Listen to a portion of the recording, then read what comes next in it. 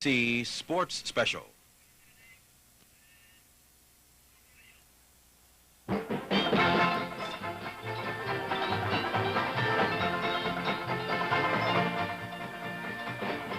Live from New Orleans, Louisiana, the 41st Annual Sugar Bowl featuring the Nebraska Cornhuskers and the Florida Gators. This ABC Sports Exclusive is brought to you by Cotton Incorporated, the research and marketing company representing America's cotton producers. Comfortable cotton, it's a natural wonder. And by Chevrolet, you're invited to see Chevy's lineup for 1975 at your Chevy dealers now. Chevrolet makes sense for America. And by Delco and your local Delco dealers nationwide who sell and install quality Delco replacement parts for your car. Well, this is the famous Sugar Bowl in New Orleans, Louisiana, and here come the Nebraska Cornhuskers. And from the other corner, the Florida Gators.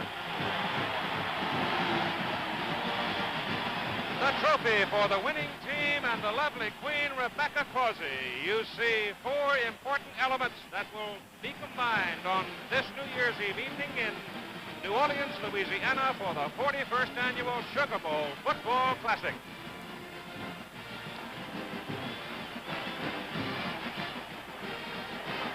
Nebraska 8-3 on the year. Florida 8-3 on the year. The Huskers out of the Big 8 Conference. The Gators out of the Southeastern Conference. The first time these two teams have ever met. The second trip to the Sugar Bowl for each of the teams, and both lost in their only appearance here. Nebraska tonight will be trying for their 6th consecutive bowl win, and a Happy New Year to everybody everywhere. I'm Keith Jackson, and I hope you'll pardon a little bit of embellishment on what might be called a fancy pair of overalls down here in the southern part of the United States tonight, but it's a most festive evening in the city of New Orleans as the Midwinter Sports Committee has put together another extravaganza.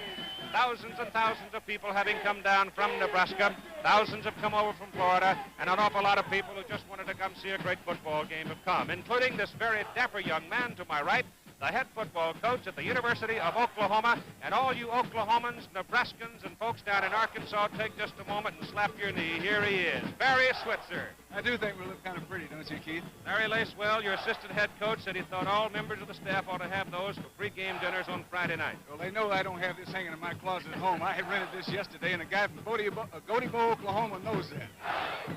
Let's talk about the ball game. The Nebraska Cornhuskers, an arch rival of the Oklahoma Sooners. Your team beat them this year, but it's a good football team. Right. Nebraska has always been a great football team. They're a great tradition like the University of Oklahoma. Keith, they're led by the great quarterback, David Humm, the All-American, who I'm very happy to see graduate this year. He's a tremendous quarterback, and that's one thing that Florida will have to contend with tonight. David Humm is a great passer. He throws well. He sets up very quickly. He gets rid of the ball extremely fast. And he's got some fine receivers to throw to, especially Donnie Westbrook, who is probably the closest thing they've had to Johnny Rogers in a couple of years. Of course, he only left there a couple of years ago. Now, Florida. Can Florida, out of the wishbone, move the ball against this Nebraska black-shirted defense? Well, I tell you, if you're going to have success against Nebraska, you're going to have to move the football. They are a big, physical, awesome football team. I talked to the Florida coaches today, Keith, and they said without question this is the biggest football team that they've ever played. They're huge up front. Fine linebackers in the 230 class. All their down people are 250 to 260. And you got a long afternoon butting these people out of there because it's a test for you. And the key thing, I think, in the ball game is how well they block lead and nose guard. Because in the wishbone offense, the harder your offense is the fullback play. You've got to get a tie or standoff sometimes with nose guard and win sometimes to move the ball consistently. And, of course, how Florida plays defense to keep Humm from nibbling at him.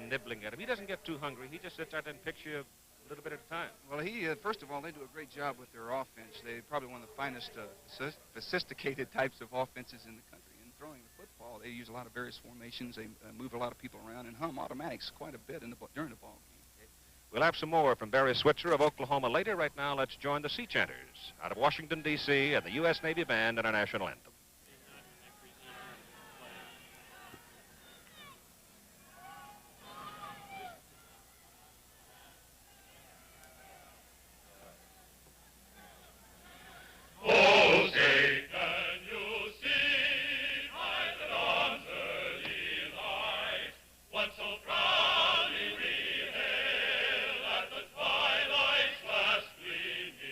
Whose broad stripes and bright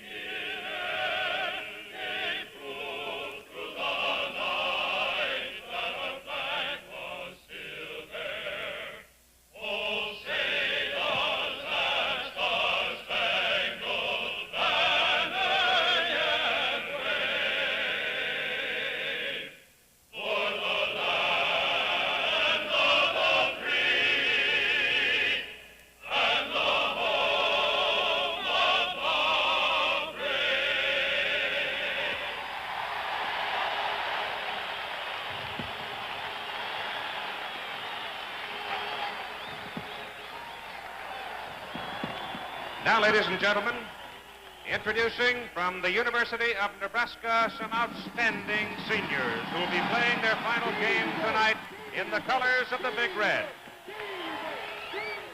Number 68 from Omaha, defensive left end, Tom Pate. Number 45 from Bloomington, Minnesota, strong linebacker, Tom Rude, captain. Number 57 from Stillwater, Minnesota, weak linebacker, Bob Nelson. Number 29 from Chillicothe, Missouri, left cornerback, Ardell Johnson. Number 18 from Grand Island, Nebraska, safety, George Kairos. Number 71 from Whittier, California, offensive tackle, Mark Doak. Number 63 from Flint, Michigan, left guard, Tom Allward. Number 64 from Lincoln, Nebraska, offensive right guard, Stan Hegner. Number 73 from Toledo, Ohio, right tackle, Marvin Crenshaw. Number 24 from Fremont, Nebraska, split end, Rich Baugh. Number 21 from Cheyenne, Wyoming, wingback, Don Westbrook. Number 12 from Las Vegas, Nevada, quarterback, offensive captain, David Hum. And the head coach of the Cornhuskers, Tom Osborne. Now introducing the University of Florida Gators, some top offensive and defensive players. Number 67 from Jacksonville, Florida, defensive tackle, Darrell Carpenter. Number 99 from Fort Meade, Florida, middle guard, Sammy Green. Number 78 from Baker, Florida, defensive tackle, Clint Griffith. Number 55 from Coral Gables, linebacker, Ralph Ortega. Number 43 from Coral Gables, linebacker, Glenn Cameron. Number 35 from Sarasota, fullback, Jimmy Dubose. Number 31 from Marietta, Georgia, running back, James Richards. Number 33 from Sarasota, running back, Tony Green. Number 8 from Jacksonville, quarterback, Don Gaffney. Number 25 from Tampa, split end, Lee McGriff. And the head coach of the Florida Gators, Doug Dickey.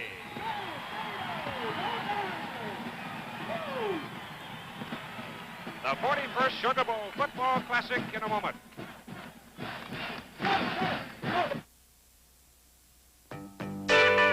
This vehicle with the Delco battery in it has been the most reliable.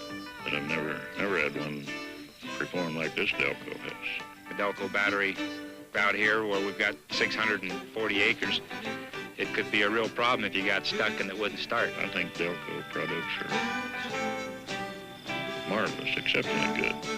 I'm very happy with our Delco battery. Look for Delco batteries in more cars on more corners. Sometimes my day starts at 8 in the morning and runs till 10 at night. Well, I can't let a headache interfere with that. I take Anacin.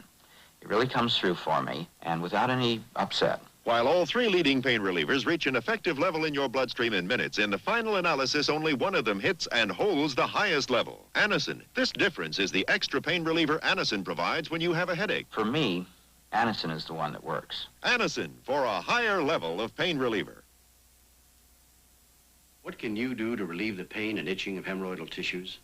Several outstanding doctors have shown how successful results can be achieved with Preparation H. In many cases, Preparation H gives prompt temporary relief from occasional pain and itching of hemorrhoidal tissues. Then Preparation H actually helps shrink swelling of hemorrhoidal tissues caused by inflammation. There's no other formula like Preparation H. Needs no prescription. Doctor tested. Preparation H. Live action in bowling, one of the nation's most popular spectator and participant sports, continues this season on ABC. The Professional Bowlers Tour enters its 14th year with an expanded lineup of 16 major tournaments, getting underway Saturday, January 4th with the ARC Open from Alameda, California. The season will be highlighted by the 12th annual Firestone Tournament of Champions from Akron, Ohio. So join us every Saturday this winter for the Professional Bowlers Tour on most of these ABC stations. Well, the old Crescent City is really humming on a New Year's Eve, and we're delighted you could join us here on ABC as Nebraska will receive, having won the toss in this 41st annual Sugar Bowl Football Classic, They split in as Nebraska goes on offense will be Ba, number 24. The tackle on the left side will be Doak alongside of Allward, the guard. Rick Bonas in the middle, number 54. Hegner on the right side along with Crenshaw and Mushinski. Number 88 will be the tight end. The quarterback will be number 12. That's David Humm, the left-hander. Tony Davis at fullback. 21 is Westbrook, the wingback, and the I-back with the deep man off the I formation, John O'Leary. He'll be alternating with Monty Anthony. So the Nebraska Cornhuskers backing up in the white shirts with Dave Gillespie, a sophomore out of Saratoga, California, and Don Westbrook, all the deep men. The Florida Gators will be kicking off and kicking for Florida. It'll be number 3, David Posey. He's 5'6", 158-pounder, but he can really put the foot on the ball. There's the dangerous man right there, number 21, Don Westbrook. They're playing on artificial turf at 72 degrees in New Orleans, Louisiana. And the kick is high, and it goes to the goal line. Here comes Gillespie. Got a hole. Breaks it open to the 25, 28-yard line. Fine return. Now let's have a look at the defense for the University of Florida Gators. Down in front, number 78 is Griffith, and number 67, Carpenter. Number 52 is Barber, defensive end, and Kendrick, number 9, of the other defensive end, with Green, 99, the nose guard. We'll get the rest of them for you. As you can see, the linebackers, Ortega and Cameron, and here's the first offensive play of the ball game from the 28-yard line. First down, Nebraska. Humm has him in the eye. Gives to the first man, Davis, the fullback, and he punches it out to about the 31-yard line. For a pickup of 3 is Glenn Cameron, number 43, makes the stop. Defensively for the University of Florida, Talbot on the left, number 28, as cornerback. Number 21 is Tyson Seaver. Number 24 is Alvin Cowens, and number 1 is Wayne Field. Second down and 7 yards to go for white shirt in Nebraska at their own 31-yard line. The second offensive play of the game, and Humm's going to put it up in a hurry. Looks for Westbrook, throws for him on the sidelines, and he caught it out of bounds. Incomplete pass. It'll bring it back. It'll be third down and 7. And let's have an early comment from Oklahoma, Sooner coach Barry Switzer. Keith, their basic formation, they came out in 1st and 10 there. The I slot, they'll do a lot of things from that, Keith. Second down there, they came out with 2 tight ends. They did that against us with the wing set. Of course, a play-action pass. I tried to hit Westbrook on the deep out. All right, third down and 7 for Nebraska as David Humm sets. Alito is wide left. It is a fumble, and Baker drops on it at the 29-yard line. A loss of 2. Tony Davis drops on the ball. Tony Davis recovers the fumble as he ran right by the handoff, and Nebraska will have to punt on 4th down and 9. So the Cornhuskers are not able to move the football in their first offensive possession. And that is a very important thing, I think, for the University of Florida. The Gators are kind of chomping at the bit because they have been kind of put down as the definite underdog. Alvin Cowens is the deep man. Randy Lessman doing the punting. And a fair catch is called right at the 35-yard line for the University of Florida. So here's your Florida offensive front now with Lee McGriff, a little guy who will be the split end. On the left side of the center, it'll be Parker, 76, Stanfield, 77, Kynes in the middle at center, Lawless on the right, number 64, Williams, 63, and Alvis Darby will be the tight end. In the backfield for the Florida Gators, it'll be Gaffney, Don Gaffney, number 8 at quarterback. Number 31 is James Richards. Number 35 is Jimmy Dubose. And number 33 is Tony Green. They come off the wishbone. And here is Gaffney turning in the middle. He moves the pass out to Richards. He goes from the 35 up to about the 37, maybe the 38-yard line, as he seemed to be struck with a moment of indecision as he came to the center of the line. Now let's set the Nebraska defense for you. Along the front, it is 72. Mike Foltz, he's the biggest horse up there, strongest man on the team. Number 69 up at the middle there is John Lee, the middle guard.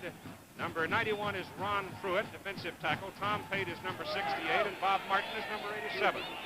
It is second down and 7 for Florida from the 38. The ball goes to Richards. He's got a first down. He throws it big. He goes down to the Nebraska 45-yard line. He picked up 18 yards on the play. Jimmy Burrow brought him down. Keith, that's not fair for a wishbone team to run those 2 plays.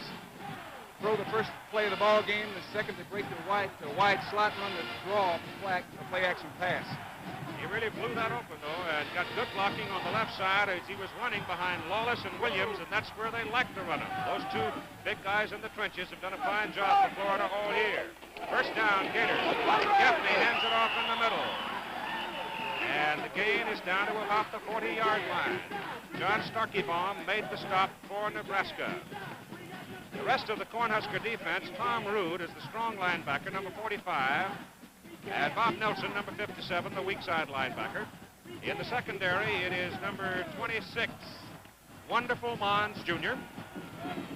Jim Borrow is number 2, Ardell Johnson, 29, and George Kairos, the free safety, is number 18.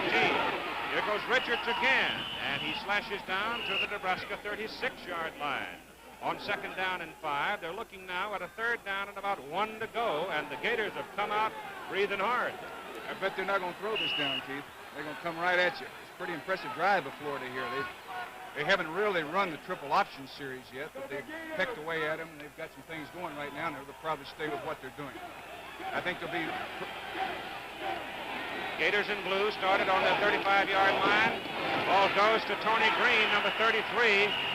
And Green, who had moved into the left halfback position for this game after having played right half, did not get a whole lot as John Lee, the middle guard, stepped across, filled the hole, and decked him. And let's have a look at the work of Lee.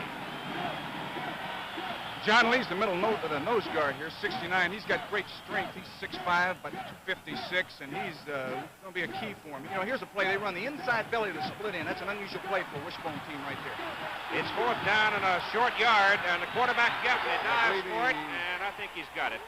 He poked his helmet down to about the 35-yard line. They didn't really have to go all the way to the 35, so it'll depend on where they put it. But I thought his penetration might have carried him far enough. Biggest play of the ball game so far, early in the game, Keith. Yep. Be many big plays during the ball game. Well, it's going to be close here, too, Barry. I'll tell you. Barry Switzer of Oklahoma is our guest commentator tonight as ABC presents live and in color from New Orleans, the 41st annual Sugar Bowl Football Classic. Oh, that's close. He didn't make it. They missed it by no more than 2 inches.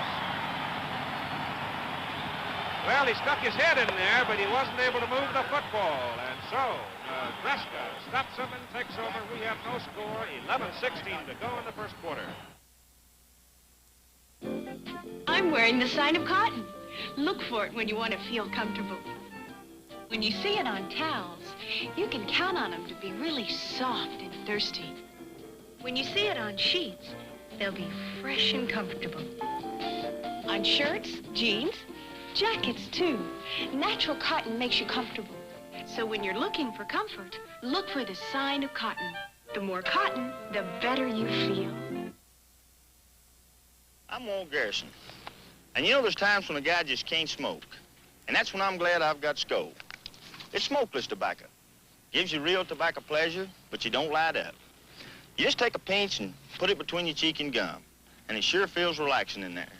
And man, I need something to help me relax. For tobacco pleasure without smoking, millions of guys use Skoal, Copenhagen, and Happy Days. We look down on the Sugar Bowl here in New Orleans from the airship Mayflower, the Goodyear blimp. Don Pasternak and cameraman Bill Sullivan up there providing that spectacular picture. That's one of 4 of the airships floating around over the world. And the Nebraska Cornhuskers just outside their 35-yard line have the football, first down. Spread formation. Florida with 6 men up front. And the handoff goes to Tony Davis, the fullback. Penalty flag is on the field as Davis works his way to about the 33-yard line. Sammy Green, the nose guard for the blue-shirted Florida Gators, jumped in there to make the stop, number 99. See him clapping his hands, and the call is going to go against the Huskers for holding.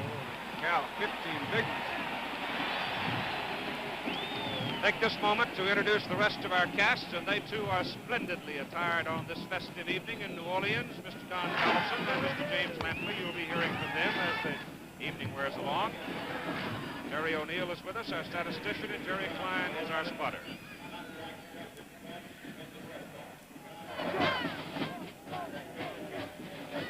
We have 2 tight ends in there right now for Nebraska, Mushinski and Brad Jenkins. And and the Huskers are sitting back at their own 22-yard line. First down and about 23. And it's O'Leary hit hard as he comes up across the 20 to the line of scrimmage. Ball came loose for a moment, but he recovered.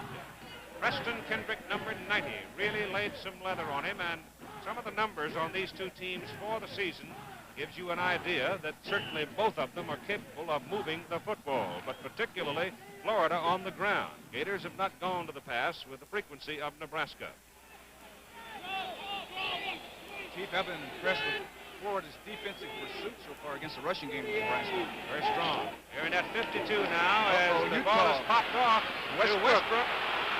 Westbrook, the wingback, getting inside, getting 3 good blocks as he works his way to the sidelines and goes out of bounds at about the 38, 39-yard line, picks up 15 yards on the play. That is short, however, of the first down because the Cornhuskers have to go to their 46 for the first down. So they're going to be looking at a third down and about 7 yards to go. Call it 8 yards to go. 3rd and 8. So on 3rd and long, Rich Ball comes wide to the right side for white-shirted Nebraska. O'Leary's up in the slot. Tom looks at him, goes instead. The ball is picked off. Pass is intercepted by Randy Talbot. And Talbot comes back to the Nebraska 21-yard line. First down, Gators, 31-yard return. Well, that's a big play right there. Tom had his eye back, O'Leary, or in that particular alignment, his slot back, O'Leary loose on the short pattern, but instead tried to go deep. He sprinted into the boundary of the weak side in the spread formation, tried to throw back on the deep curl all the way across the field to Ba, and of course the corner squatted, didn't go cover deep third. They were playing 5 short then and had 2 people covering deep, Keith, and the corner just squatted on him, made a great play, stepped inside of it. And I felt all along, and particularly, and I think probably being a wishbone technician as you are, Coach, the most important thing for a wishbone team is to get out in front. And a handoff goes to Green up the middle. He's going for the corner. That guy's got some speed. Hey, Keith, these guys aren't wishbone. They hadn't run a wishbone play yet. Well, they give the ball to fullback once. Wide slot and run the tailback draw to Green. Great running back. Freshman, Southeastern Conference Freshman of the Year.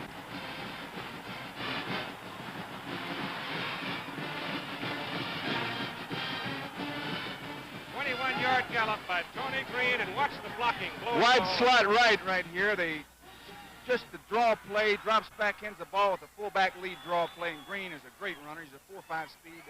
Doug Dickey thinks he's a tremendous football player. He's going to have a great future at Florida. David Posey knocks the extra point through. We'll have another look at that touchdown play in a moment.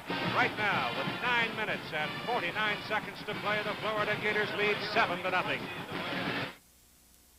The Gillette Track 2 razor gets people genuinely excited. Listen. If my wife took the Track 2 away from me, I think it'd be grounds for divorce. The Track 2 is a streaker. Because it's so smooth, just one and it's all gone. It was like no other experience I'd ever had shaving.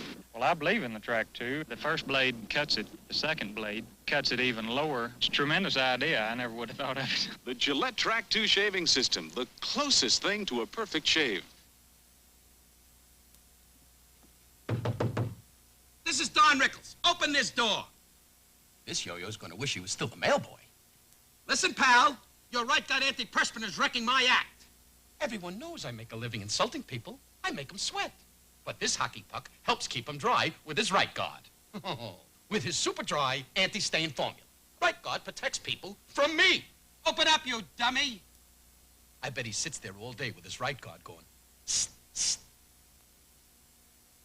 This Sunday, ABC's Wide World of Sports, 4:30 Eastern, 3:30 Central and Pacific times. We'll be bringing you the heavyweight championship fight, Muhammad Ali's 8th round knockout victory over George Foreman. The champion will be with me in the studio analyzing the fight as it took place, giving his inner feelings during the course of the bout. Also, on the same show, the 2nd annual World Series of Auto Racing. This Sunday, Wide World of Sports, 4:30 Eastern, 3:30 Central and Pacific times. All right. right, Florida will kick it off. Posey will kick to Gillespie and Westbrook.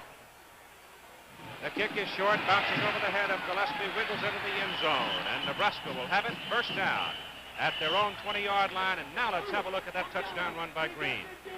Here's a fine run here, Keith. You know, here's the fullback lead draw. He blocks the defensive tackle, the fullback. Green makes a cut to the outside here. He's got the 4.5 speed and shows some running ability here. He bounces outside here in the perimeter of the Nebraska defense and uses his speed right here. You think that guy's got an angle on him, but he didn't, did he? He's only a freshman. All right, Nebraska. Let's see what they can do behind Hum. Give the ball off to Monty Anthony, who is another brilliant freshman running back. Hit at the line of scrimmage, spun off the stack, worked his way to the 24. Anthony was the Big 8 newcomer of the year in the Big 8 conference, Keith. He rushed for about 600 yards freshman year at Nebraska. He was the newcomer in our league, fine football player. Darrell Carpenter, 67. Vernon Barber, 52, pinched on the tackle. Tom Osborne, the Nebraska coach, on the sidelines. A very warm, balmy evening in New Orleans. Unbalanced. It's far wide to the left side. Pitch goes to Anthony. Cuts back to the 25, and good defensive flow by Florida. Kendrick, the man that knocked him down. 245-pound defensive end, number 90. Nebraska, third possession, no first down. They've been impressive both ways. Offensively, they moved it 2 possessions. They scored on their second one with an interception. Now their defense has played probably more consistent than their offense has, Keith. They look fine. Both teams play the basic 5-2 Oklahoma front defense, 4 deep. 8 minutes and 45 seconds to go in the first quarter. Florida leading 7-0. Third down and 5 yards to go for Nebraska. Hand off to the fullback, Davis. He might have it. Tony's close. He's a tough little guy. You walk up to him, he looks like a little baby face, sort of a guy that'd be sitting up in a tree trunk looking over the fence at a ball game as he picked up the first down, but I'll tell you, he'll stick his head in there against anybody. You know, he was a tailback last year, Keith. He rushed for over 1,000 yards. They moved him to fullback this year to give an added dimension. They didn't have a runner at fullback last year, and they felt like this certainly would help them, having the 2 I-backs, O'Leary and Anthony, with the Davis at fullback, would add another dimension they haven't had. First points put on the board by Florida. First point scored against Nebraska in the first quarter all season. So the Gators indeed surprised them. Here's Hum in trouble. Shakes off a tackler. Throws it deep. Melito is back there. Passes deflected and incomplete. And I'll tell you, Randy Talbot, if he'd been able to look up in the lights and find the football, would have had his second interception. Now let's join Jim Lempley. Tony Green may have been one of the best freshman running backs in the country this year. But a year ago when Florida coaches recruited him, they had no idea they were getting a great running back.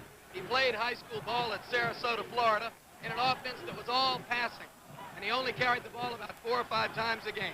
First game this year, over 150 yards. Keith? That's laryngitis Jim there. He's really struggling with it. Second down and 10. Hum threw that ball 61 yards in the air. He's going to put it up again. Has a man on the sideline. Russian route. And he goes to Westbrook. He had Mushinski on the sidelines. The tight end open, and he went for Westbrook and missed it. Hit him right in the hands. He dropped that one, Keith. Hum threw that one in there. Alvin Butler, 38, defending for Florida. The Gators are in the blue shirts, and the Cornhuskers wearing the white, and Florida leads with 7:59 to go in the first quarter, 7-0, on a 21-yard sprint by freshman halfback Tony Green. The play was set up by an interception by Randy Talbot, who just a moment ago had a very good chance at his second intercept of the game and couldn't find the ball until the last second.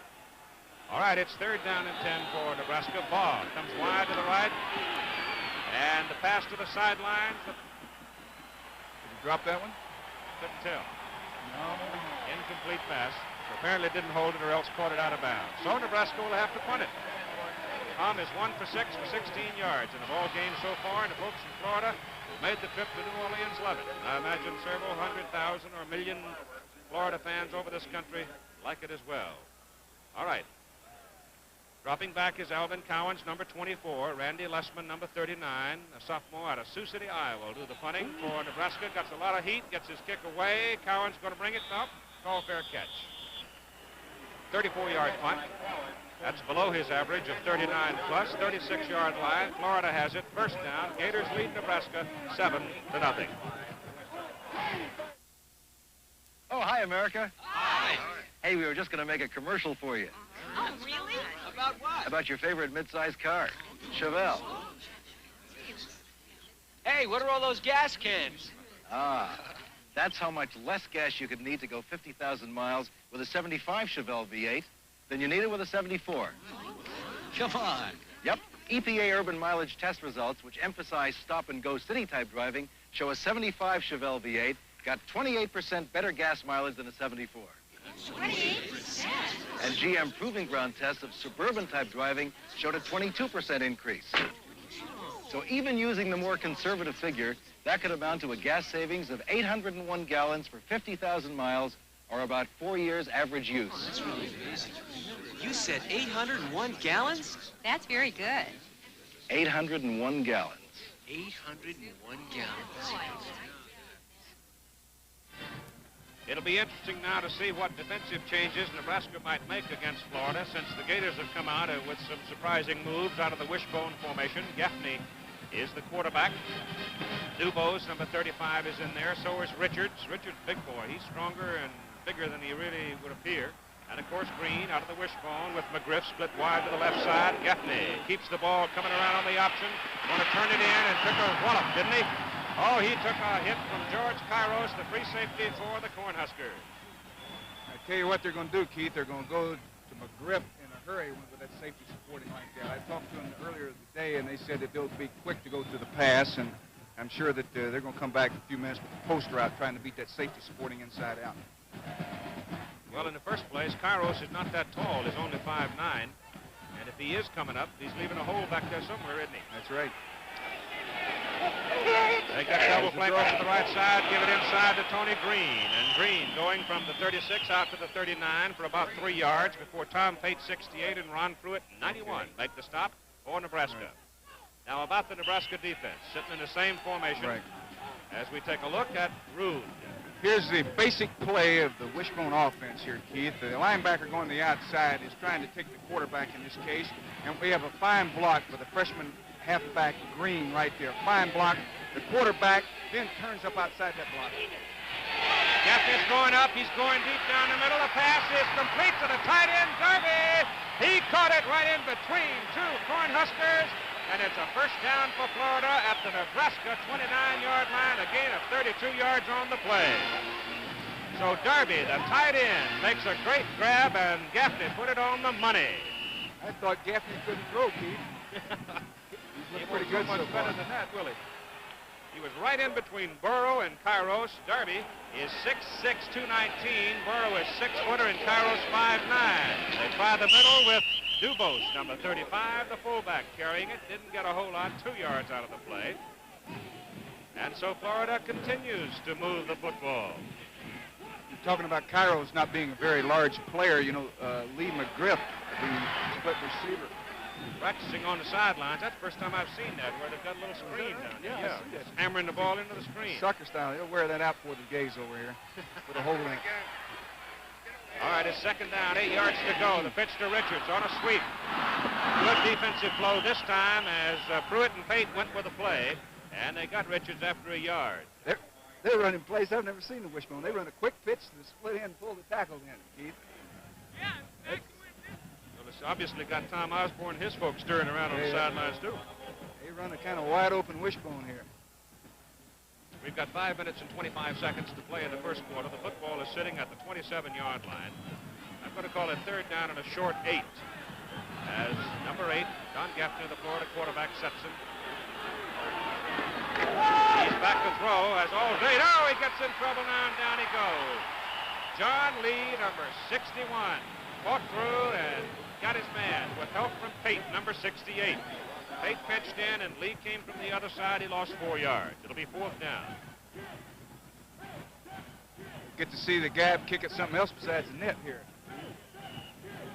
Well, it'll be a pretty good wallop because it's going to be a 48-yard field goal try. Buster Morrison will hold it, and David Posey, a sophomore out of Boca Raton, will go for the field goal. 12 out of 24. It's a low line drive, and it's too low. He missed it. That wasn't partially blocked, was it? No. I think he just hit it high. Sailed it through the hole and didn't get enough under. Right. So, with 4 minutes and 33 seconds to play in the first quarter, the referee, Earl Shostrom, out of the Big 8 Conference, waves it off as no good, and the Florida Gators lead in the football game by a score of 7-0. Look here now, the work of Lee, number 69, coming out of that middle guard position for Nebraska. Getting a good pass rush. Fultz, Lee, fine play right here by Lee. 69. And here comes John O'Leary at 1st and 10 at the 20-yard line, and the I-back gets no more than a yard as he runs into Green, Sammy Green, 99, Clint Griffith, 78, and Darrell Carpenter, 6-7. The middle four for the Florida defense. The Hula Bowl comes up at 4 Eastern Time this Saturday on ABC, and boy, have we got a roster for you in that one. For example, the East quarterbacks will be Condridge Holloway of Tennessee and Dennis Franklin of Michigan. The West, Pat Hayden of USC and Steve Bartkowski of California. I'll tell you more later. 2nd down and 9 yards to go. Nebraska, 21-yard line. Huskers trail 7-0. Here goes O'Leary, busting it up the middle.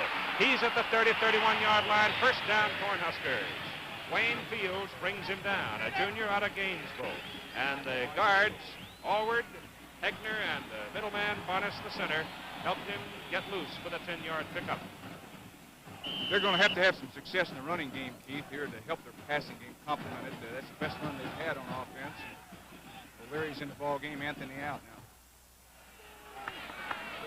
Florida 84 yards, Nebraska 37 total yardage so far in the ball game with 3:35 to go. Pitch goes to O'Leary, and O'Leary gets a yard as he tries to slant the left side. Florida getting very good defensive flow from the front men. Vernon Barber, 52, made that stop. Here's Don Tollefson. With me is Vince Ferragamo. Next year may very well be the starting quarterback for Nebraska. He transferred from Cal and has to sit out this entire year. Vince, what should we look for from your offense here in the first quarter now? Well, they've been working on about 50-50 run pass, so I don't know. Probably isolation is probably the best running play. In practice, you duplicated the Florida offense, playing the role of the Florida quarterback. Why do you think they were able to move the ball so well on your defense?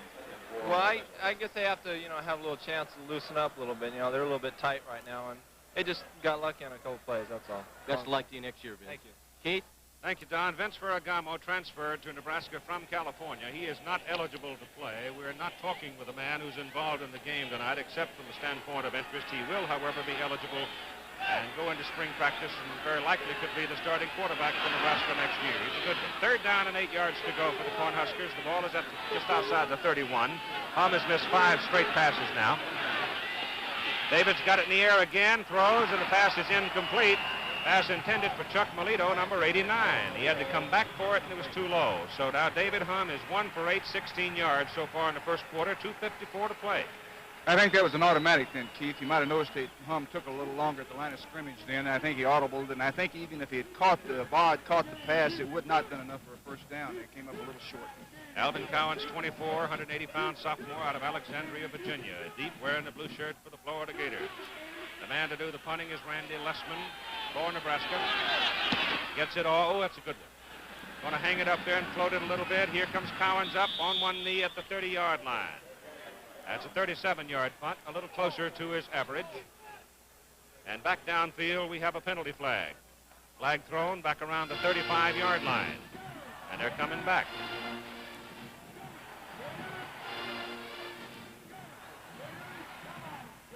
He's talking to the Florida defensive captain.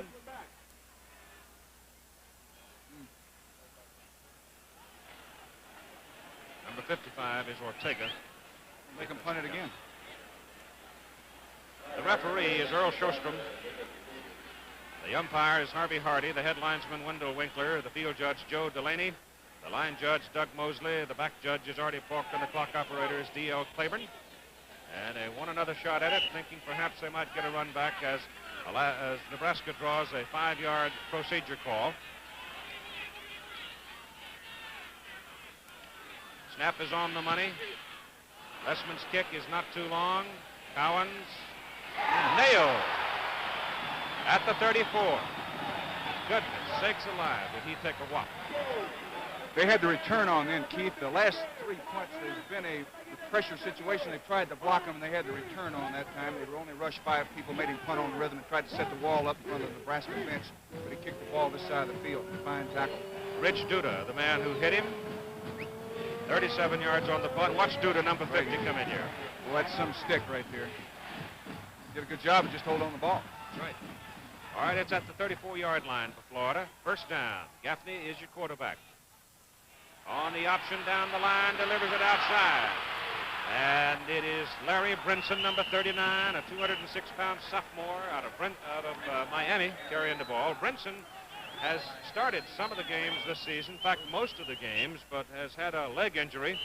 And it looks like Green, number 33, is down and shaken up on the play. It's not a leg. Somebody might have knocked some of the wind out of him. He was the lead blocker on that play, Keith. I watched him make the block on the corner. They made a fine run there, picked up 8 yards. They've been able to move the ball with some consistency in the rushing game, certainly here.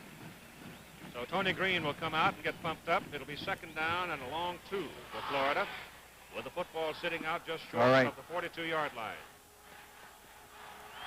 2 minutes and 15 seconds to play in the first quarter, in Florida leading by a score of 7-0. Tom Osborne on the right, wearing the headset, head coach of Nebraska. Nebraska figured to be about a 2-touchdown favorite coming into the ball game. So far, Florida has pretty well dominated the first period of play. The ball is handed off to the first man out of the wishbone formation, the fullback, and he carries it for the first down as he reaches the 46-yard line. Dubose behind Stanfield, Lawless, and Pines. It's been all Florida so far, Keith. They're very impressive. That's a pretty decent average for those backs, starting backfield.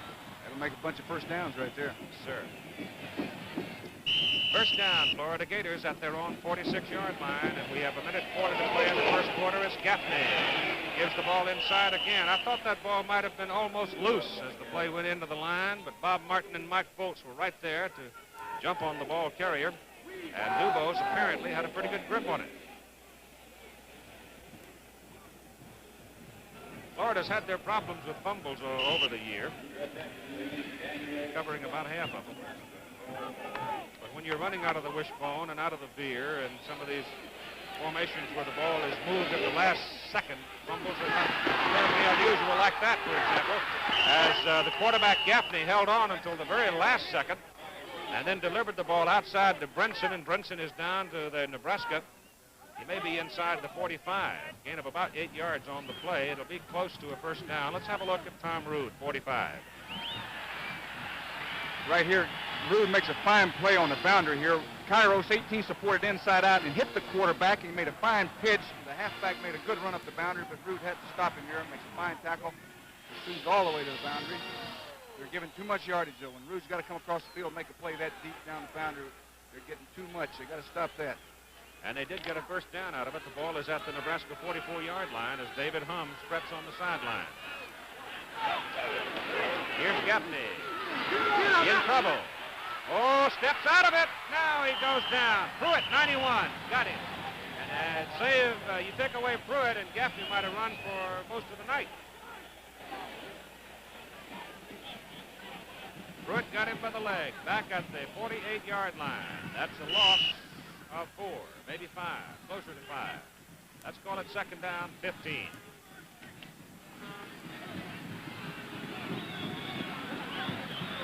Well, they still haven't gone to that wide receiver McGriff yet. They went to the tight end. This time let's keep it on the ground. Green back in the lineup.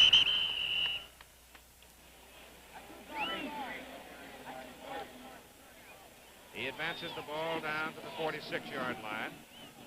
If they keep averaging 5 yards of that play, Keith, we're going back and put that one in, too. I think that'll flip our wishbone. Morgan, Bob Morgan, number 20, coming into the fullback. And the quarter is over. Score after 1, Florida 7, Nebraska nothing. There are moments in everyone's life when your future unfolds before you, and Metropolitan Life can help you prepare for it. Sun is shining, things are growing, things are going well with you and me. A future planned together, a rich full life together, where things look bright as they can be. We're helping 40 million people, more than 40 million people, who know the future is now. At Metropolitan Life. The future will be here in a moment. Don't let it take you by surprise. At Metropolitan Life, we've spent over a century helping people prepare for the future. And Metropolitan can do the same for you. Metropolitan Life, where the future is now. Well, I have this friend, Ron, who's a very dear friend of mine, and we met when I was playing with the Celtics, and he was pretending he was a basketball player, and I used to play and he'd watch, and we became friends because I admired the way he watched. He masqueraded as a player coach, and I was the coach of the team. It can now be revealed for the first time. He's always the same. Crazy. Good friends are for keeps, so keep in touch. Long distance is the next best thing to being there. The lights are shining over the Sugar Bowl in New Orleans, Louisiana, and the Florida Gators. Third down, and about 12 yards to go at the Nebraska 46-yard line, and Gaffney whips it short. Ball is dropped. Forward pass, it is incomplete, intended for Brinson. And Brinson trying to run before he got a hold of the handle. He had some room, too. He might have got this first down. He probably got enough that gone on fourth down right there, Keith. They've been in four-down zone. I think they've probably been inside the 30, 35-yard line, and it might have gone for it. All right, Burrow, number 2, drops back. Jimmy Burrow, Jr. out of Amory, Mississippi. In to do the punting, it's Buster Morrison, number 9 for the Florida Gators. He hits the ball from his 48-yard line, and it is fielded short by Nebraska's Glenn. We'll pick his number up in a minute. 30-yard punt, 7-yard return. The first quarter statistics. Mark Heidorf, the number 22 that brought the ball back. 39 yards. Nebraska. They got to do more than that. Let's see what they can do in this quarter here, Keith. That was all Florida the first quarter, start of the second. Let's see what Nebraska can turn around here. They're going to have to. Well, David Hum, they've just handled him so far. He hasn't been able to find one man open all night. Actually, he's hit 2. He had the ball dropped on one occasion. From the 22-yard line, they take it up the middle, running right in behind Bonis, Hegner, Allward, and Crenshaw. And it's Westbrook, number 21. Westbrook is a tough guy coming back on that little counter inside. Very tough. We'll probably see him later on, Keith, run the reverse. He ran a reverse 40 yards on a touchdown drive against us, and we'll see that, I'm sure, before the half, probably. Ball is at the 27-yard line. It's 2nd down and 5 for Nebraska. That's Anthony, the tailback to the 30, outside to the 31. He's going to be a yard shy of his first down. Here's Don. Many college football players are fine students, but few, if any, can equal the dual performance of Nebraska's Monty Anthony's on the field and in the classroom. Monty Anthony is the first freshman in modern history to start for Nebraska, and he was the leading ground gainer for him this year. Meanwhile, in the classroom, he was piling up 27 semester credits while excelling in difficult courses like calculus, chemical engineering, and computer science. Keith? Thank you, Don. It's 3rd down, a short yard for the Cornhuskers at the 31-yard line. Here's Anthony, wide right, first down, cuts it back, breaks it big, goes to midfield, goes to the Florida 48-yard line, first down, 22 yards. That was the most explosive move by Nebraska so far. Keith, I think that was the first time that Nebraska has run 3 consecutive downs in the ball game. It's first 3 rushes they've had in a row, and they got some results out of it. Rick Monis threw a big block in the middle on Green. Here, just sealed him off. Fine block, pitch sweep, and they walled everything off the outside.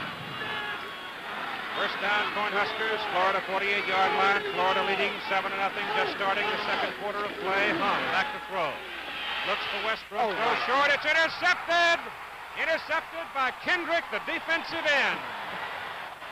So a wide-awake defensive end was in the right place at the right time, brought it back 17 yards, and Florida's back in business. Boy, I tell you what, that takes something out of you right there. Here they moved the football for about 30 yards, and they come up on 1st and 10, throw the interception there. Tell you what, Florida is playing lights out right now. Great job on defense. Hum, 1 for 9, 16 yards, 2 interceptions.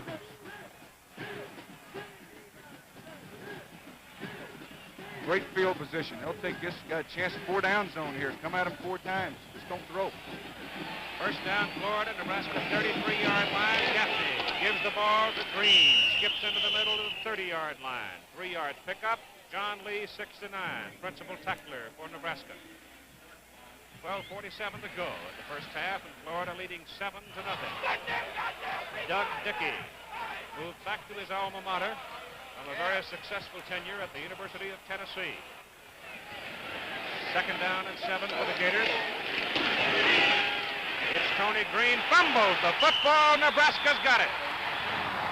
Oh, they say they even out, Chris. Ardell Johnson covers it. Senior out of Chillicothe, Missouri. 27-yard line. Nebraska first down. Florida leads it 7-0. When you say Budweiser. There are maybe 6 million skiers in America, but only a handful who can do it like this. Being really good at anything has never been easy. The Budweiser people understand that, too. They're making sure that caring isn't just a memory. When you say Budweiser, you've said it all. 100% cotton shirts and jeans are Saturday morning, comfortable and cool. A cotton shirt is Saturday night, comfortable and elegant. Cotton is a quiet weekend, warm and cozy. Cotton is a business meeting when you could be hot under the collar, but you're not, because cotton breathes. 100% cotton, the shirt and jeans fiber. When you're looking for comfort, look for the sign of cotton. The more cotton, the better you feel. The Sugar Bowl in New Orleans with 12 minutes and 26 seconds to play in the first half. And David Humm sends white-shirted Nebraska to the attack again. As Ardell Johnson recovered Tony Green's fumble, John O'Leary is the deep man. Tony Davis is the short man. Baugh is wide to the right side, and Humm gives the ball to O'Leary. And O'Leary, patient, waited for a moment and turned into the middle of the line and wiggled for the better part of 3 yards. Sammy Green made the stop, 99. Here's a look at his work. We're isolated on the nose guard here. Both are playing well in the ballgame, Lee and Green. Here's a fine play on the sprint draw to O'Leary. He makes the cutback, and the center overplays him the outside, and Green controls the block, make the play. Second down, 7 yards to go for the Cornhuskers. Humm, long count, may have checked off, pitches to O'Leary. The New Yorker takes it past the 30 to the 35, maybe the 36-yard line. He'll be about a yard short of his first down as Ralph Ortega, number 55, brought him down. 3rd and 1. I bet they don't throw here, Keith. Well, based on the stats in the game so far, it would seem an unlikely thing, considering the fact David Humm's missed the last 7 passes. He hit one Florida player, though. Yes, he sure did.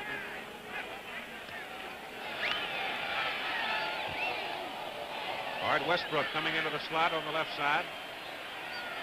They're tight on the right. Florida moves 6 men up. Now 7. Pitch it out to O'Leary. Turns it back in. Gets his first down. Penalty flag at the 40-yard line. Penalty flag is thrown out of the defensive secondary by the official. The gain was enough for the first down as Clint Griffith, a senior out of Baker, Florida, number 78, made the stop for the Gators. It looks to me like we might have a face mask call here. 15 of them.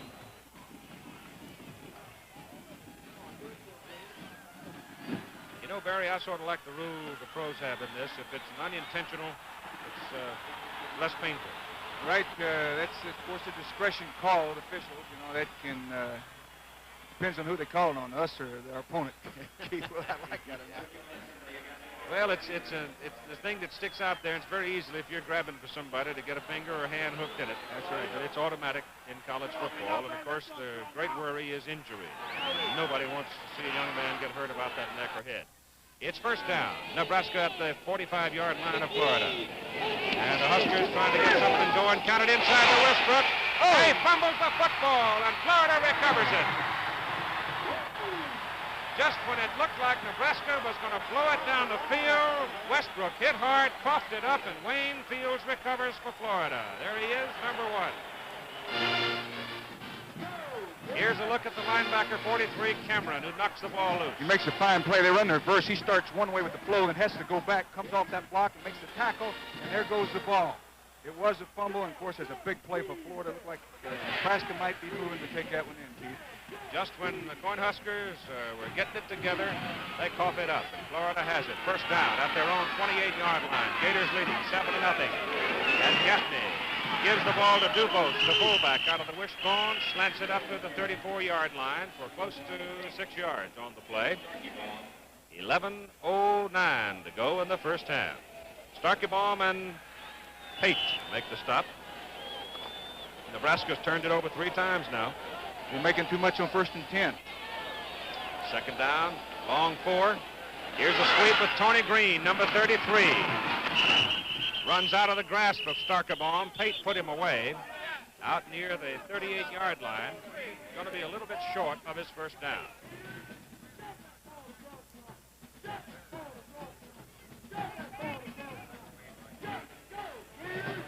Ball's right in between the hash marks of the 37-38. And let's call it 3rd down and a yard.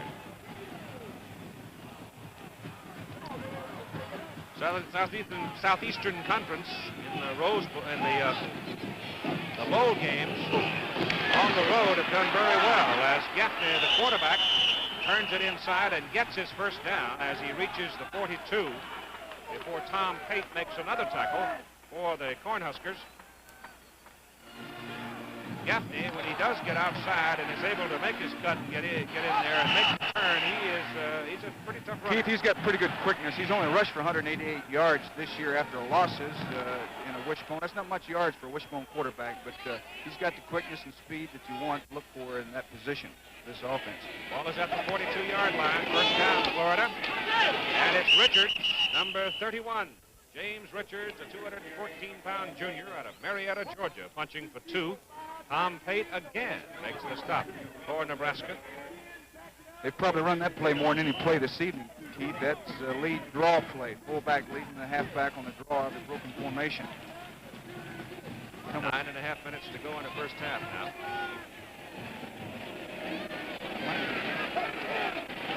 Gaffney gives to Green, and Green is hit by Starkebaum and Pate. So 48 and 68 are making the bulk of the tackles right now for Nebraska, and Florida is going to be looking at 3rd down and long. The ball is at the 48-yard line, near the 48 of Florida, and it'll be 3rd down and 5 yards to go. Big down for Nebraska. They've got to stop them here and not allow them to get any more field position, because they'll have a long way to go when they get the ball to make another first down. McGriff is wide left.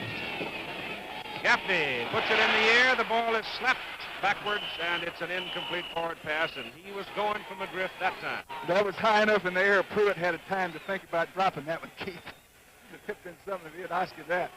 You think he made it to the goal? You'd had a foot race for that quarterback. I think Gaffney would have won. So the incomplete pass brings up 4th down, and they'll put it away with Buster Morrison, number 9, to do the kicking. And it'll be Jim Burrow, number 2, deep, to return it for Nebraska. Low snap, high kick, pretty good kick, hangs it well. Burrow, fair catch. And Nebraska has the ball, first down. 10 yards to go at about the 18-yard line. 35 yards on the kick, but very good hang time. 8 minutes and 43 seconds to go in the first half, and the Florida Gators still lead it 7-0.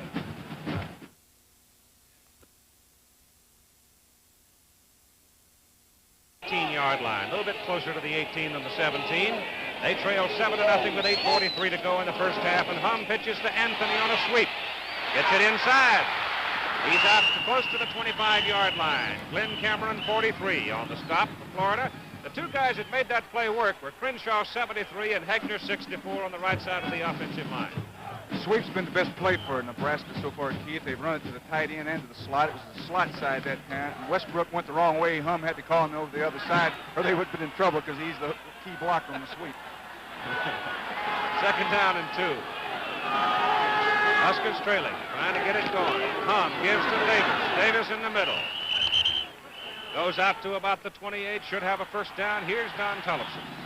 It looks as though Catfish Hunter may have finally decided which team he wants to play for next year. A press conference is going on right now, and at that press conference, Hunter is expected to announce his decision. We'll have details for you later on during the telecast of tonight's Sugar Bowl. Keith? Thank you, Don. That means old Catfish get on back to his hunting come tomorrow. Stop all this talking. First down for Nebraska at the 28-yard line. This time Davis has hit at the line of scrimmage, but tough Tony bowls his way over the right side for 3, maybe 4 yards before they can get him. But Keith, Nebraska's had 3 turnovers, haven't they? Yep. 3 turnovers. They got to stop helping Florida. Florida doesn't need any help the way they're playing. They've got to start helping themselves. Ball comes in, number 24, at a wide receiver position now. Ball advanced from the 28 to the 32. It'll be second down and 6 for Nebraska. And Rich Ball comes wide to the left. Westbrook is up in the wingback position to the left side. Oh, Westbrook's got it. But Florida smelled it coming and peeled off and played it very well as Preston Kendrick, 90, refused to give on it, chased the play to the sideline. They played that play the way we did against Nebraska, Keith. Kendrick goes to the strong side. He was lined up on the slot side, and he keyed the wingback. The wingback delayed and started to reverse to the weak side, and he chased him, ran with him down the line of scrimmage, and made the play from behind. If you got enough speed in your defensive ends, that's a great way to play the reverse. We, in this case, being the Oklahoma Sooners, because you're listening to the comments of our guest commentator, Barry Switzer, the head football coach at Oklahoma. Third down, 3 yards to go. Hum puts it up. Oh. Intercepted! Kendrick's got it again. The ball was batted in the air by one of the defensive linemen, and then Kendrick snatched it up, and that's the 3rd interception of the night. And Kendrick's second. You know, I talked to Kenny Hatfield, their defensive secondary coach, before the game today, Keith, and he told me this guy right here is a fine, fine football player, and he's proved it tonight. He's made 2 big plays. They say he runs a 40 and about 4.7. He weighs about, what, 230, something like that? Yep. Fine-looking athlete. Jimmy Fisher, number 10, comes on the field at quarterback now for the Florida Gators. First time we've seen Fisher. He is the better passer of the 2 Florida quarterbacks. 6:28 to go in the first half. The Gators leading 7-0, have the ball at the Nebraska 37. It's Tony Green to the 35. So Fisher, number 10, is in there for the first time. He is a sophomore out of Tampa. There's David Hum on the sidelines. You know, he must be ready to start mumbling to himself where things are going. It hadn't been his night so far, Keith. They've had 4. They won in the battle of the turnovers. They've had 4 to Florida's 1. Florida's had great field position. Second down, 7 yards to go for the Gators. Fumble. Fisher, fresh quarterback, comes in, fumbles the ball, and covers it.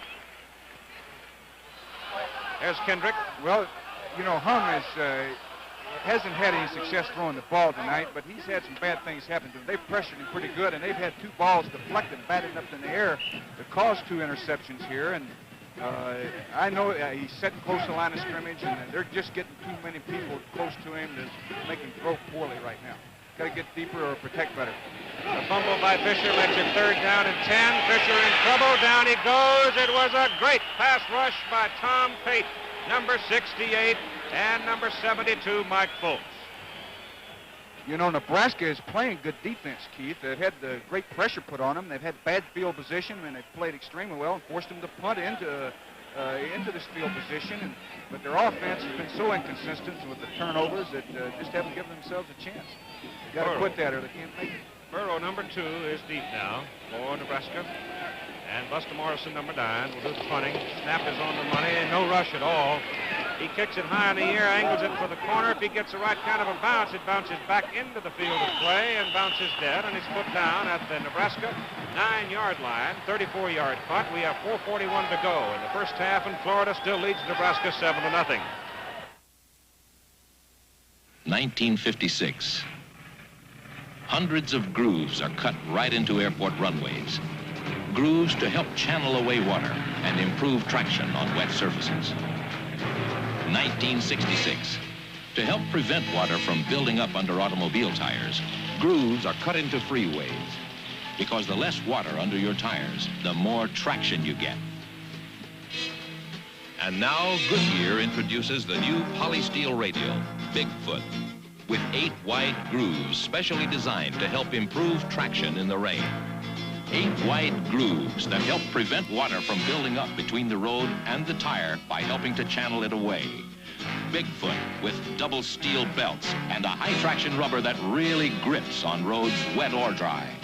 Get the tire that keeps its feet, even in the rain. Bigfoot, the new polysteel radial, only from Goodyear.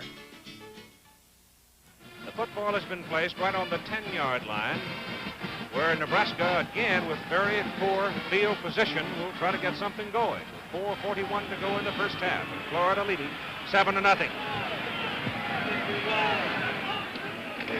Tom pitches the ball to O'Leary. Cameron, 43, right on the old breastbone. Nails him with a solid tackle as he gets it out to the 15-yard line. Here's Don. The speculation has finally come to an end. This spring, Catfish Hunter will be wearing the pinstripes of the New York Yankees.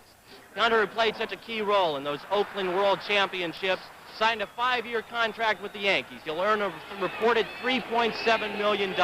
Keith? Holy cow. Yeah, that's better than coaching. $3.7 million for 5 years. That is absolutely mind-boggling. Good grief. Well, more power to it. The football now in the possession of Nebraska is at the 18-yard line, and it's 3rd down and 2 right here. I can't either. I just can't believe it.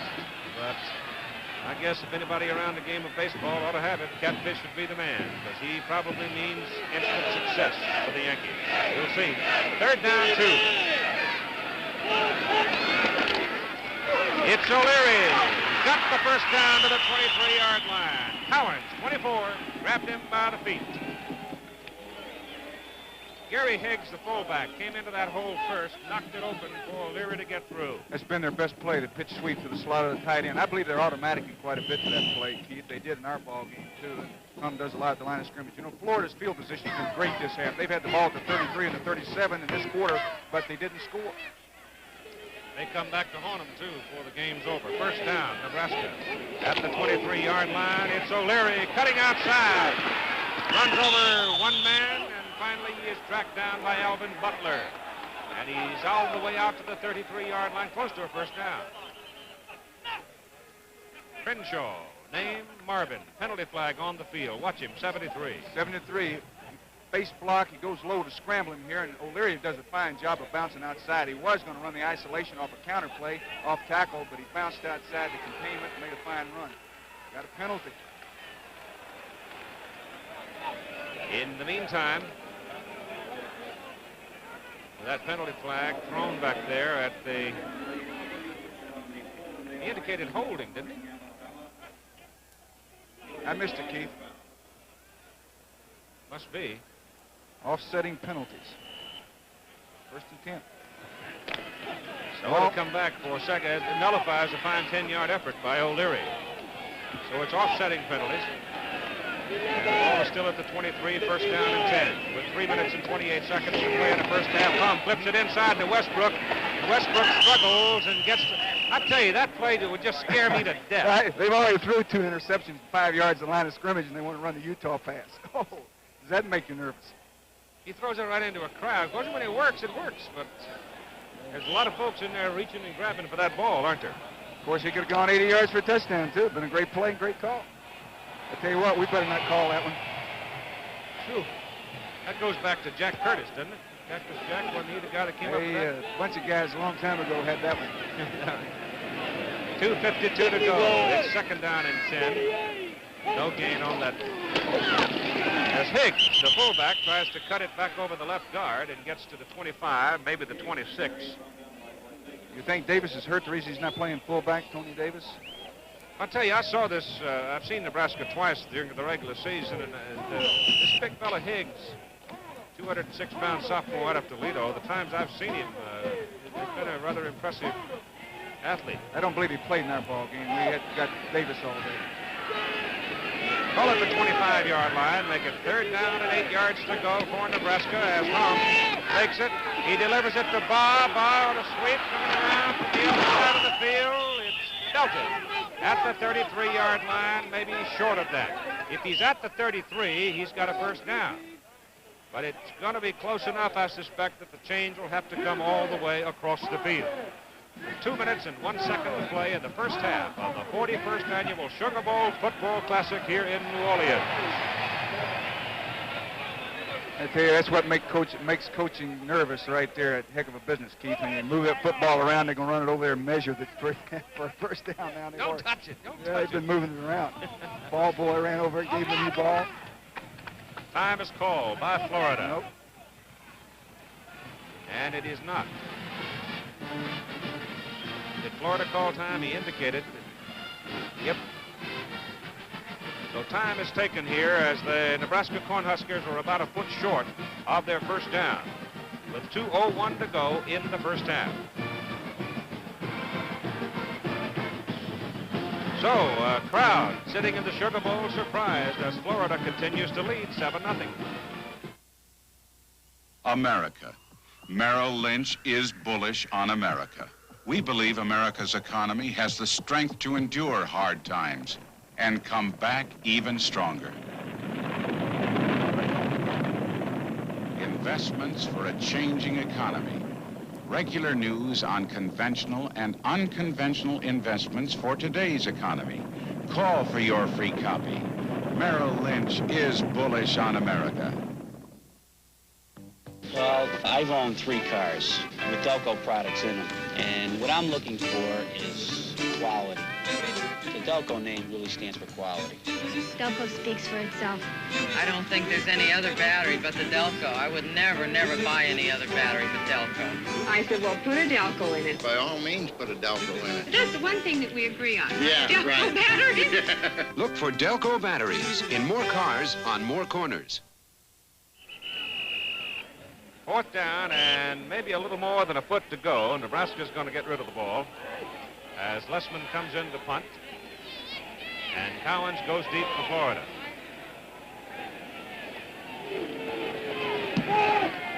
High, good hanging punt. Fair catch call by Cowens back at his 29-yard line. And there the Gators will have it 38 yards on the punt.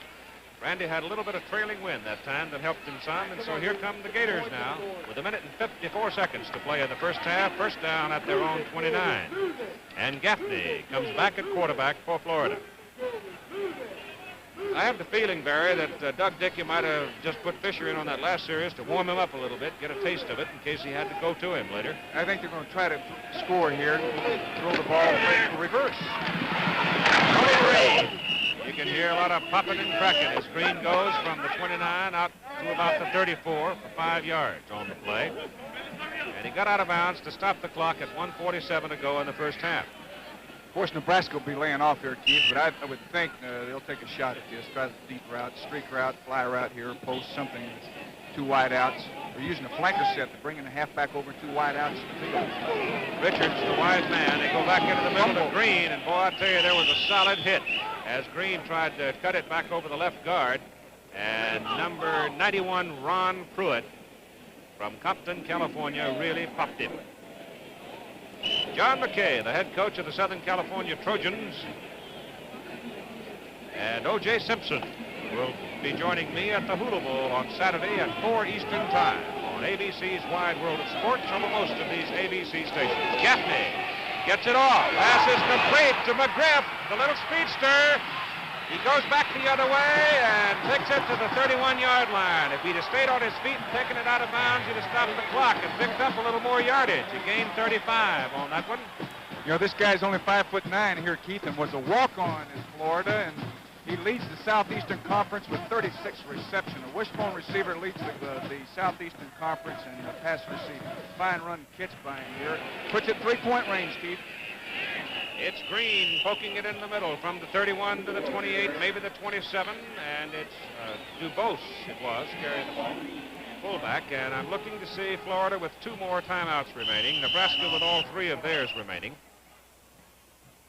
Or 2 remaining. 2 remaining.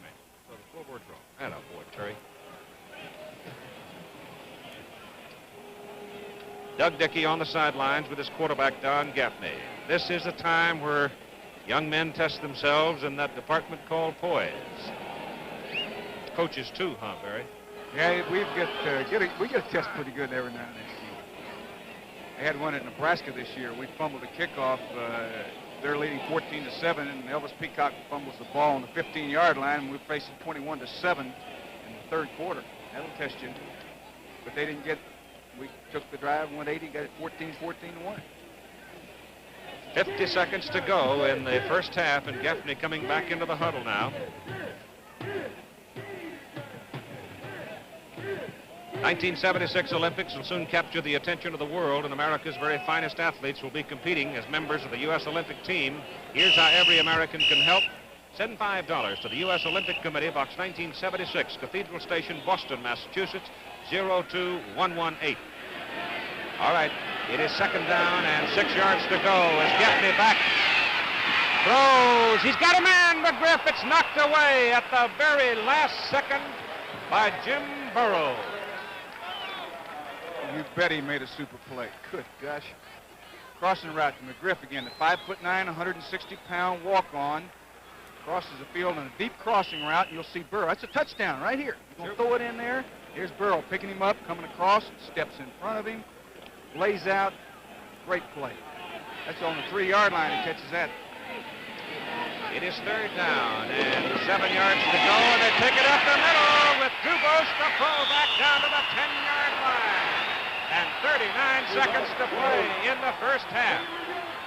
17-yard gallop on the play, and the man who led it was the center, Jimmy Kynes, who got off the snap of the ball and really opened that door. That was a great run by Dubos. I tell you, he doesn't look as big as he runs. He's 218-pound junior, but he ran over people that time. Kind of fullback you need in the wishbone. Some big guy can hammer up inside and get that tough yardage, and yet have the speed and the quickness to break the long run. A few of those guys around. All right, Florida has now spent its last timeout.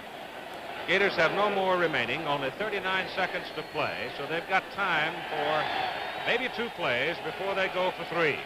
They lead 7-0. 4 turnovers have hobbled the Cornhuskers in the first half. There's an old adage around the game of football: you turn it over 6 times, and you're lucky if you leave with your shirt. Well, you know, even with the turnovers, you can't take anything away from Florida, Keith, because I think the score would be what it is right now without the turnovers, the way they've played. Florida's played outstanding the entire first half, and I've been very impressed with them. I didn't think they could play that way against Nebraska, but to tell you the truth. Not just because I coach in the Big 8 Conference, too. I've been extremely impressed with them.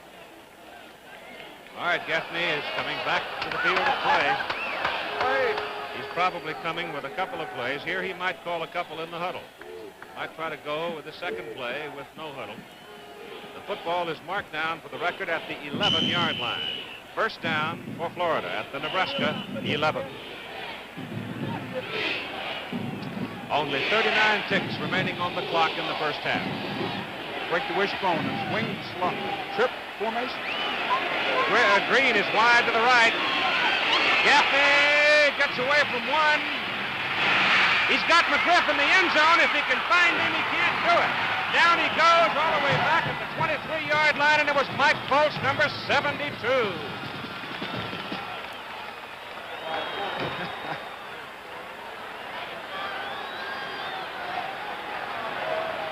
(14) They got no more timeouts remaining. It's a 40-yard field goal. Now, instead of having a chip shot, they've got to go 40 yards. Posey's got it up in the air.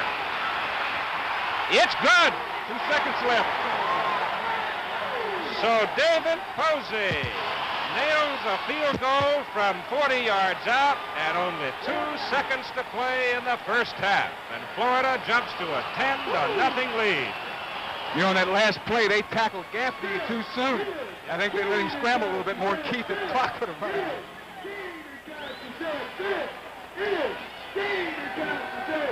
Watch what might have been on that last play. Darby, 88, is the tight end. He's the one that caught that long pass earlier. Defensive back fell down. Sure, he's wide open. Wide open.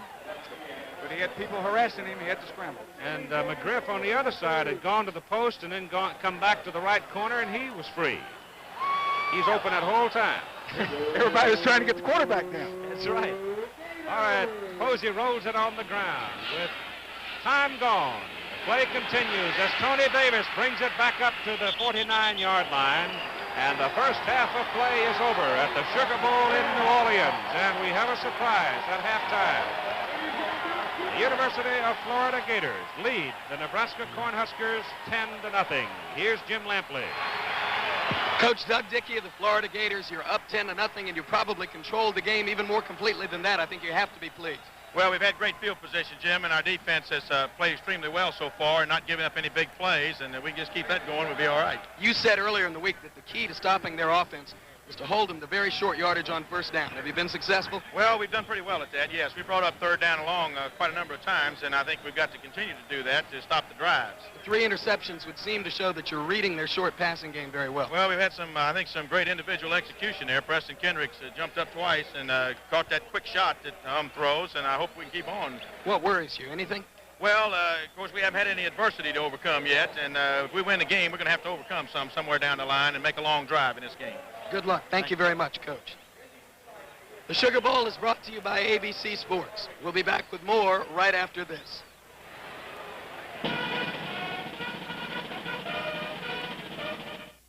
America, this Vega wagon is priced lower than any other competitive wagon made in America. With white walls? This Vega wagon costs less than any competitive American-made wagon. Even if you add available equipment like white striped tires, wheel trim rings, and a 140 cubic inch 2-barrel engine.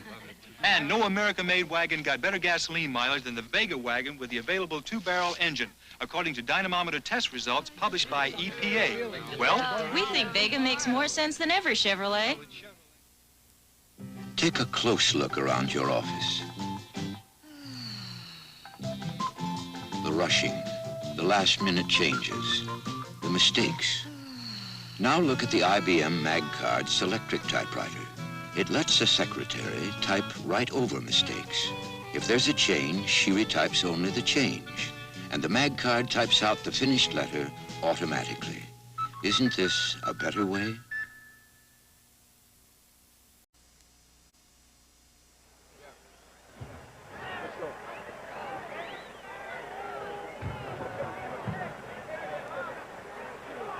With me is Nebraska coach Tom Osborne. Tom, you've obviously had problems with turnovers in the first half. How much does the long layoff before a bowl game affect a team's time? Well, I don't know, Don. Obviously, it's affected ours, and we moved the ball at times fairly well, but we had bad field position. We had a lot of turnovers that contributed to that. And, of course, this is the thing we've got to eliminate. Also, it looks like we maybe weren't as ready to play as we thought we were. We feel we're going to win the football game. That's what our players think, and we'll just see who's right, Florida or us. Florida seems to be reading Davis Hum's passes very well. Why do you think they're able to do that? Well, they've got a big defensive end that's playing real well right now. Dave, I think, has been a little slow throwing the ball a couple times, and a couple times he didn't throw it very well. But we can do better than what we have done. As you mentioned, except for the turnovers, you seemed able to move the ball well at times. Will we see many changes in your offense this second half? No, not too much. Okay, thanks a lot, Tom. Good luck. Keith? Thank you, Don Tollefson. This is Keith Jackson along with Coach Barry Switzer of the University of Oklahoma. And Jim Lampley is on the other sideline, dragging his laryngitis around. And we're a 10-0 ball game here with Florida leading at the end of 30 minutes of play. The Gators have just come back on the field wearing the blue. The Nebraska Cornhuskers, with the turnovers at halftime, shut out only for the second time in the season. Oklahoma State was the only other team ahead of scoreless at halftime. And there are the statistics. And the total yards now beginning to even up a little bit more. That's because Florida was unable to get anything real serious going in the second quarter. I was amazed that Nebraska has outrushed Florida in the ballgame. I didn't have that impression, but the statistic, Keith, that kills Nebraska right now, they've thrown 11 passes. They've had only 2 complete for 16 yards and had 3 interceptions. All right, let's go back quickly to Don. I spent halftime in the Nebraska locker room with the team, and the mood was one of quiet analysis. There weren't a lot of emotional outpourings, not a lot of fiery speeches. Coach Tom Osborne feels that his team can move the ball in Florida. He feels that we'll be able to physically move them out, and if they can just stop the turnovers, he's sure they can put more than 10 points on the board in this second half. Keith? All right. Moon is still shining. We thought for a while, just about 5:30 this afternoon, we might get some rain, but obviously the rain threat is gone now as the sky is clear and the temperature remains around the 70-degree mark. Very comfortable evening in New Orleans, Louisiana. Mike Coyle is going to kick it off for the Nebraska Cornhuskers. He's a junior out of Omaha. Going deep for Florida will be number 33, Tony Green, and number 27, Henry Davis. Green is on the left side there, and Davis is on the right side. Davis, a sophomore out of Panama City. And, of course, Tony Green, who scored the Florida touchdown on a 21-yard run in the first quarter, is a 180-pound freshman out of Sarasota.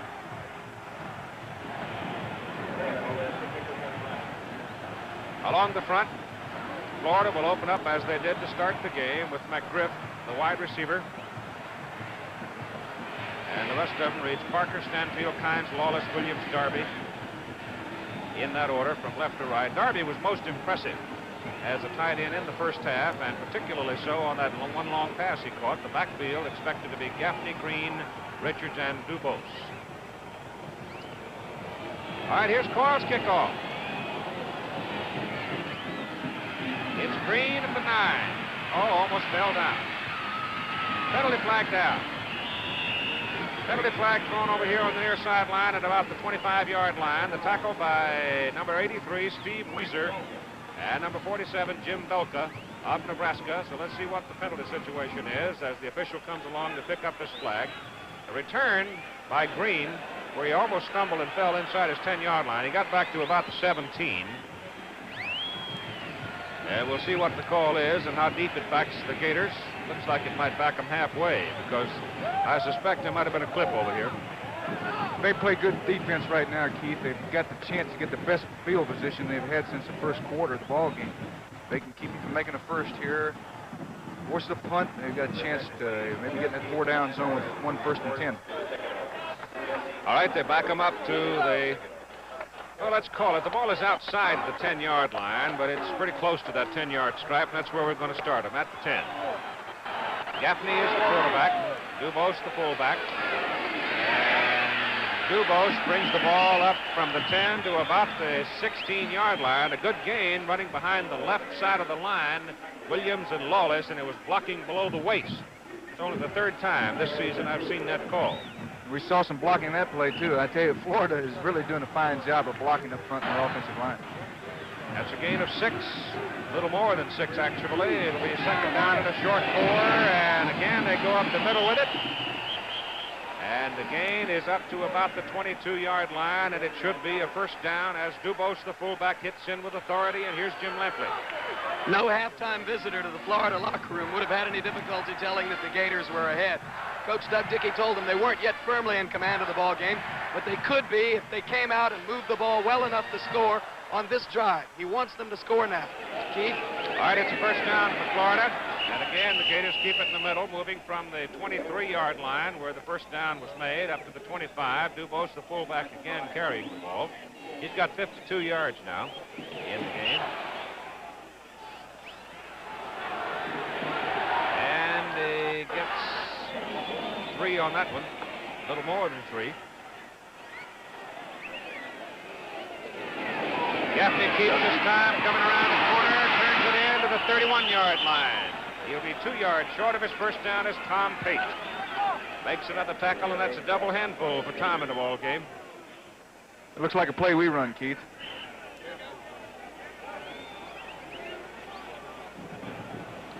And you've got most of your folks back next year.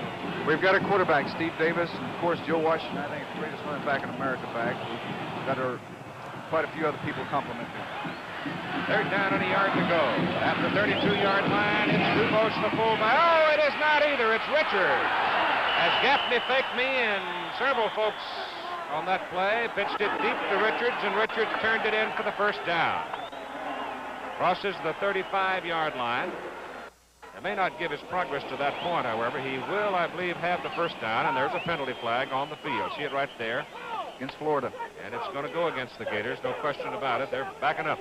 That's the first time we've seen that play, Keith. The true triple option with the flare block for the pitch back, the halfback on the option play, and we got the ball pitched the first time in that series in the ball game. They've been leading the lead blocker for the quarterback run. Illegal procedure on it means somebody was moving too soon. Normally, that's what it means. So make it a 3rd down and long now. 3rd down and 6. Ball is back back at the 27 as Gaffney comes down the line, keeping the ball, turns it in, goes to the 32, another penalty flag. He threw that 20 yards. Sure did. So we'll see what this one is. We've had flags flying from the very beginning, haven't we? And Florida's been getting all the calls. So the Gators come out and start making some mistakes themselves to start the third quarter of play after being relatively mistake-free in the first half. Previous indication, the earliest indication we had was a clip, and it looks like that's what it's going to be, too. So that'll back them up to the 17-yard line. Clip having occurred out around the 32.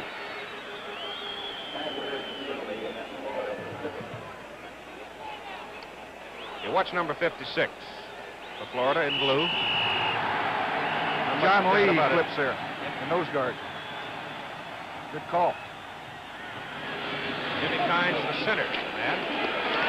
They keep it on the ground, give it to Dubose, the fullback, and he comes back to the 30-yard line. Well, they've been around that 30-yard line for quite a while now, as Dubose continues to find some room to run up the middle. I tell you what they're doing. I'll tell you how they're doing it. Doing a great job of blocking inside. Florida has played extremely well in their offensive line tonight.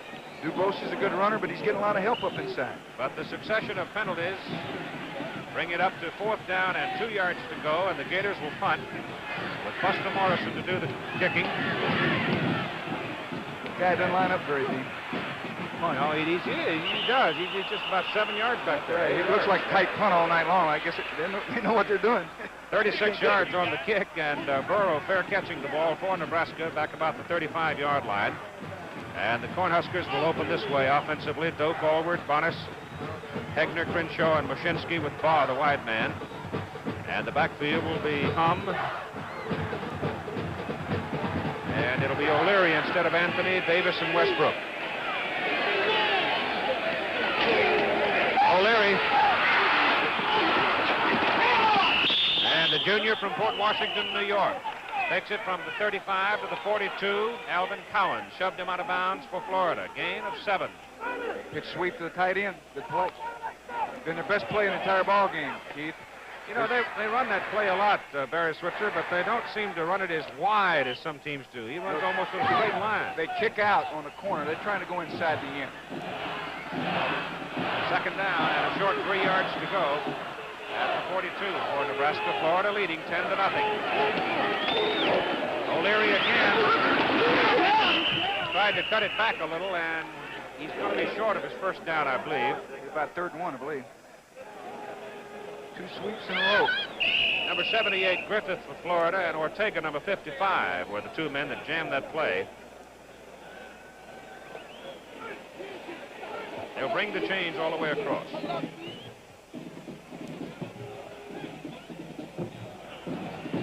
Nebraska needs to do something here, Keith. They've got to get some momentum in the ball game. Looks about 6 inches. Now it's more than what? Better part of a foot. You got better eyes than that guy. Program is being brought to you as a special exclusive of ABC Sports. Let's pause 5 seconds to allow our local stations to identify themselves. 11:49 to go in the 3rd quarter. The 3rd down conversions reflected there. Nebraska needing. They need about a foot. Maybe a tad more. 5-2 defense.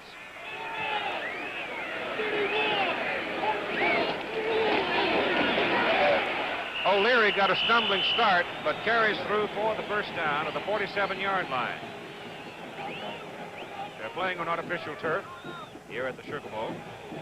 And it's 1st down Nebraska at their own 47. 3 runs in a row there, and they got a 1st down. Let's see if they come again. I believe they're going to try to salt and move the ball on the ground, Keith.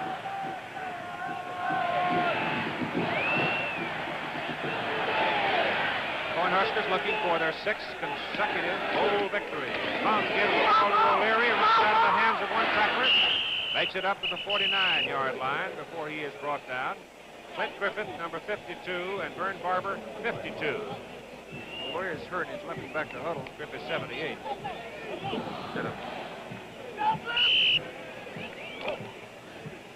Florida has some size up at the defensive front. Griffith's 241. Green and nose guard 228. Darrell Carpenter 245. Barber, however, is 208. Not that big. Story on O'Leary so far in the ball game. Second down 9. They give him a yard on the preceding carry. Here's the ball. Bad pitch. O'Leary has to go chase it all the way back to the 35-yard line. Just too hard a pitch for O'Leary to handle there, Keith. I think Hum had a little too much on it for him to handle. Faked the wing-back trap, ran an option to the eye back off it to the slot side. Number 90, Preston Kendrick. I bet they wish they'd kept that one in the book right there. Well, here's the big number 90 involved again. He's had a great ball game, Barry. No question about it. He's a great player, great athlete. Watch that number 1 Fields come up in a hurry now. You'll see him get involved here, right there. Monster man. Third down. They've got about a half mile to go. The ball is back just outside the 35-yard line. David Hum back to throw. Has time. Goes deep over the middle. Intercepted. He had Mushinski open and missed him. Cowens has it for Florida. Gators have the ball. First down, Nebraska 34-yard line. 4 interceptions. He had Mushinski, number 88, his tight end. Larry just couldn't reach it. And so 9:50 to go, third quarter. The Gators are on the prowl again. Some people have the notion that moving to a compact means giving up a lot. Not so.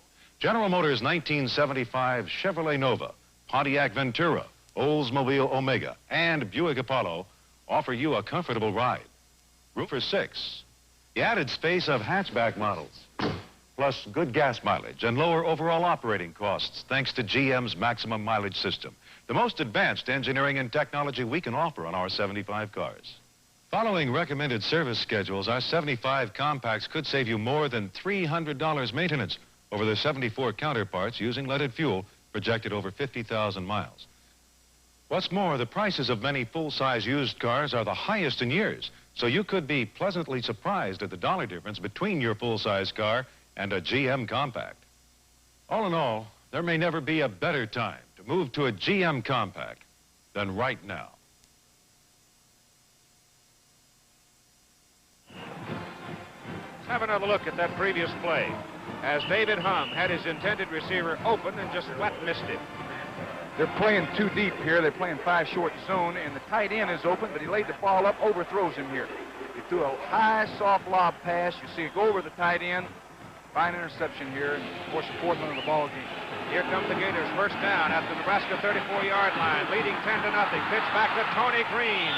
He's down inside the 25 to about the 24. And it could be a first down.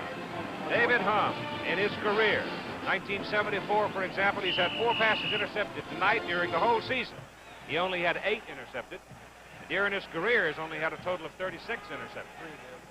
This is the worst that David Hum has probably played in his career at Nebraska, and he's had a tremendous career. He's a great football player, Keith, and he's won a lot of football games for him, but that happens to you. Terry Luck, number 11, warming up on the sideline, so they may rest David on the next series. We'll see.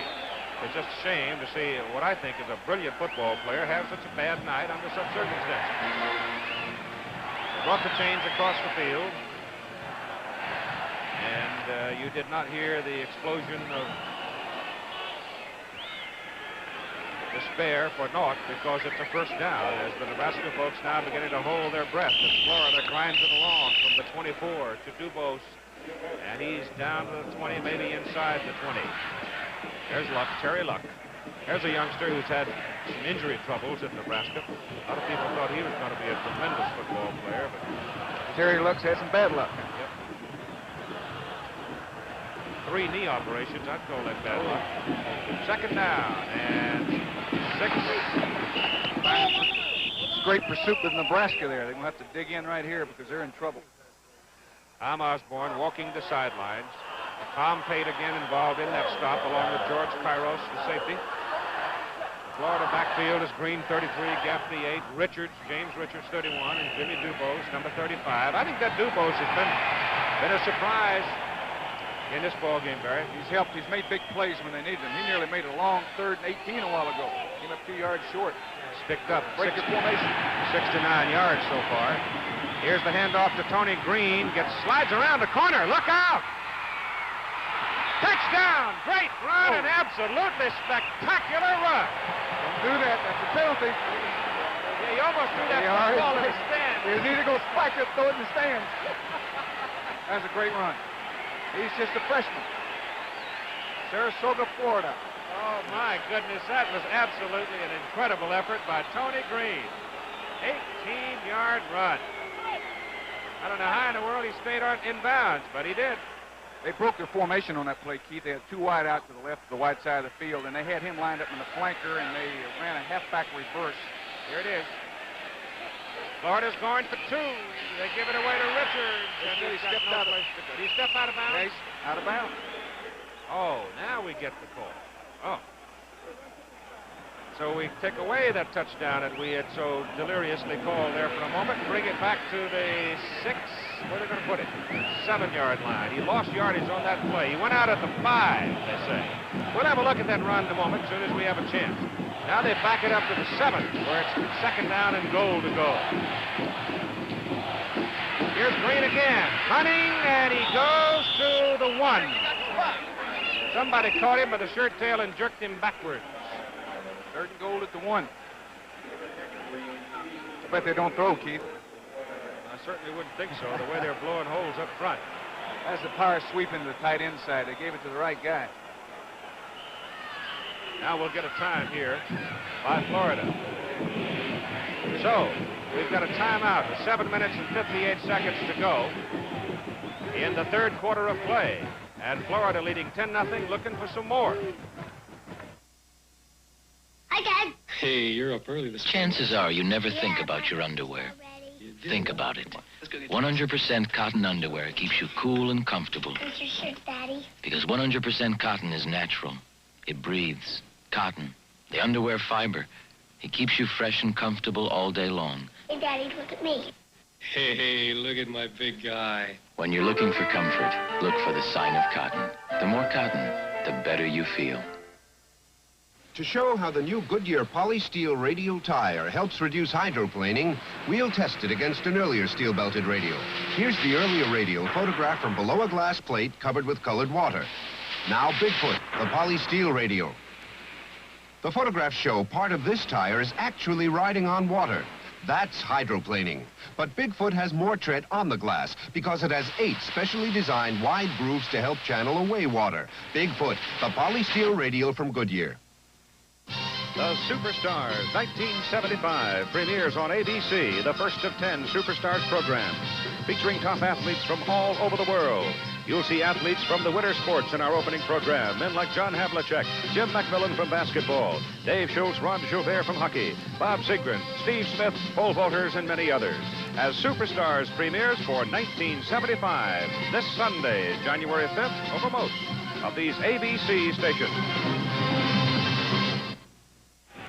The nose of the football is just about touching the Nebraska 1-yard line.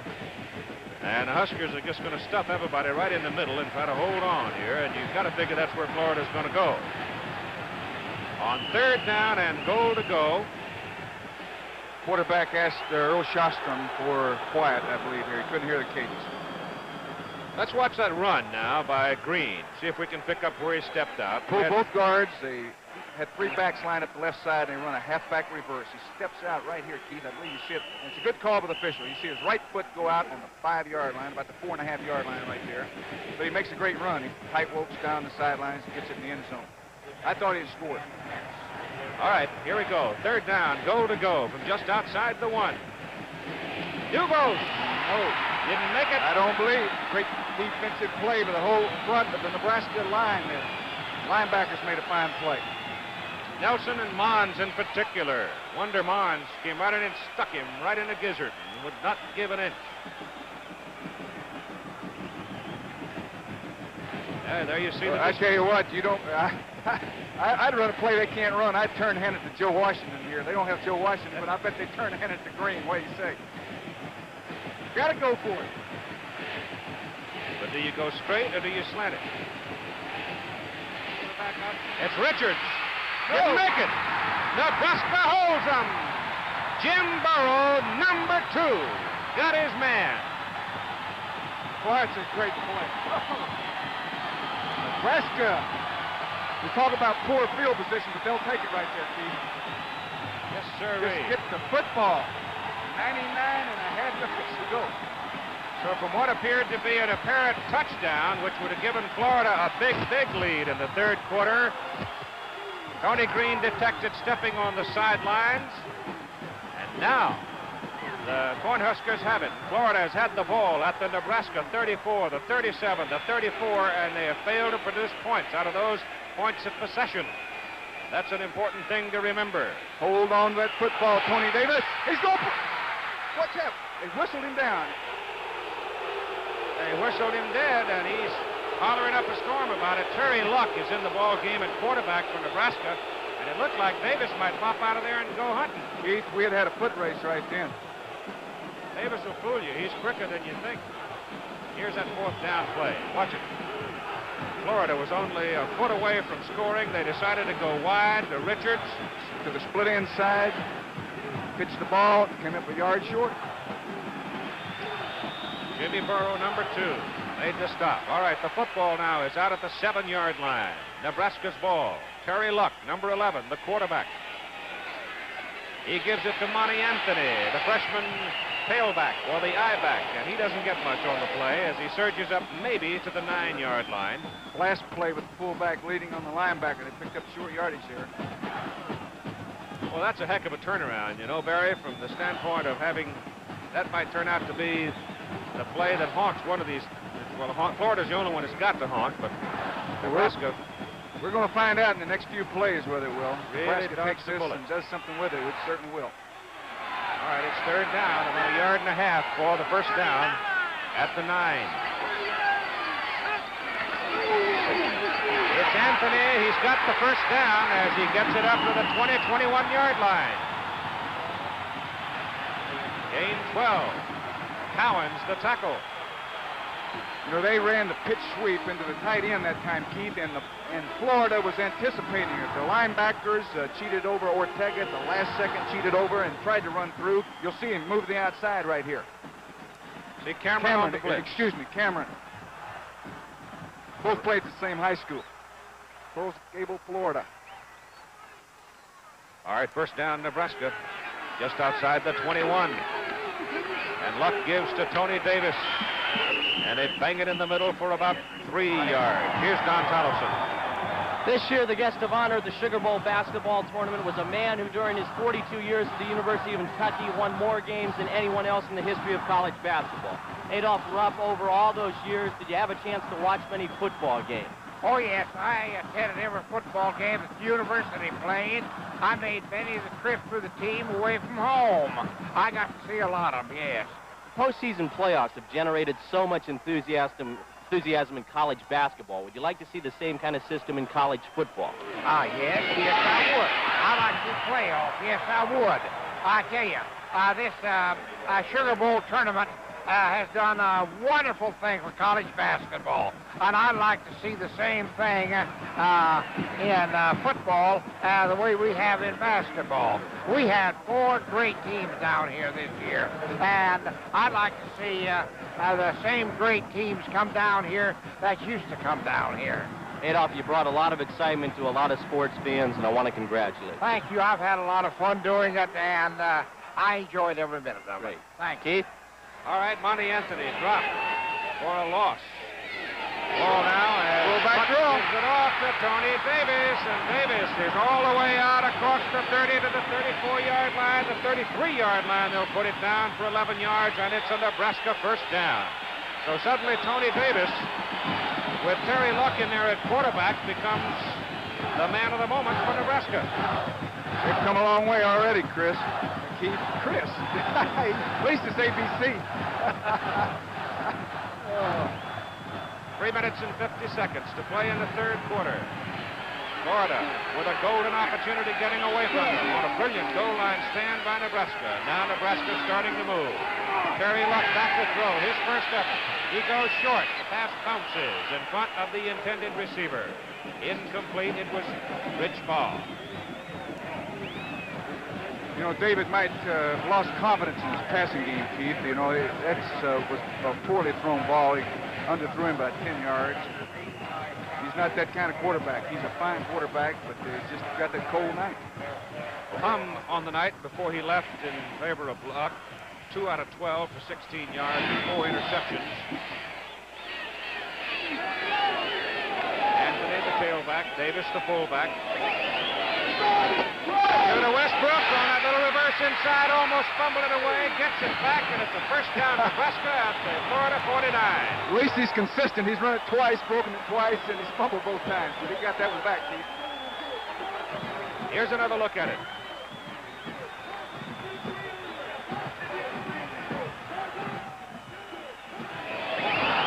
Here he goes on the reverse. Fine job. Great block with a tight end coming across on the linebacker. And, of course, he was able to catch the ball and fumble in midair. The deepest drive Nebraska's had was to the Florida 45 before they gave up the ball. Gave it up on a fumble on that particular occasion. Here's Luck coming down the line on the option, turns it in. He's inside the 45 to about the 44. Vernon Barber, the stop for the Gators. At 2:55 to play in the third quarter. Second and 5. It's a big play. Good yardage on 1st and 10. They got control of it right now. I wonder if... well, I'll tell you, if Nebraska takes it 99.5 yards for a touchdown, look out. We'll have us a ball game on.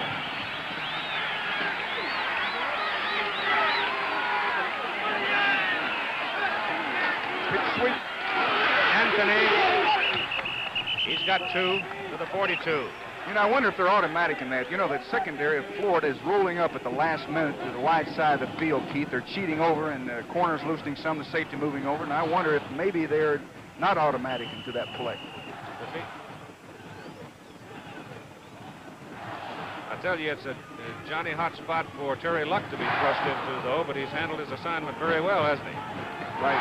All plays except one have been on the ground. Third down. And about 3 from the 42 of Florida. It's Davis. He's got it, I believe. Tony's got the first down. I believe that was a trap, Keith.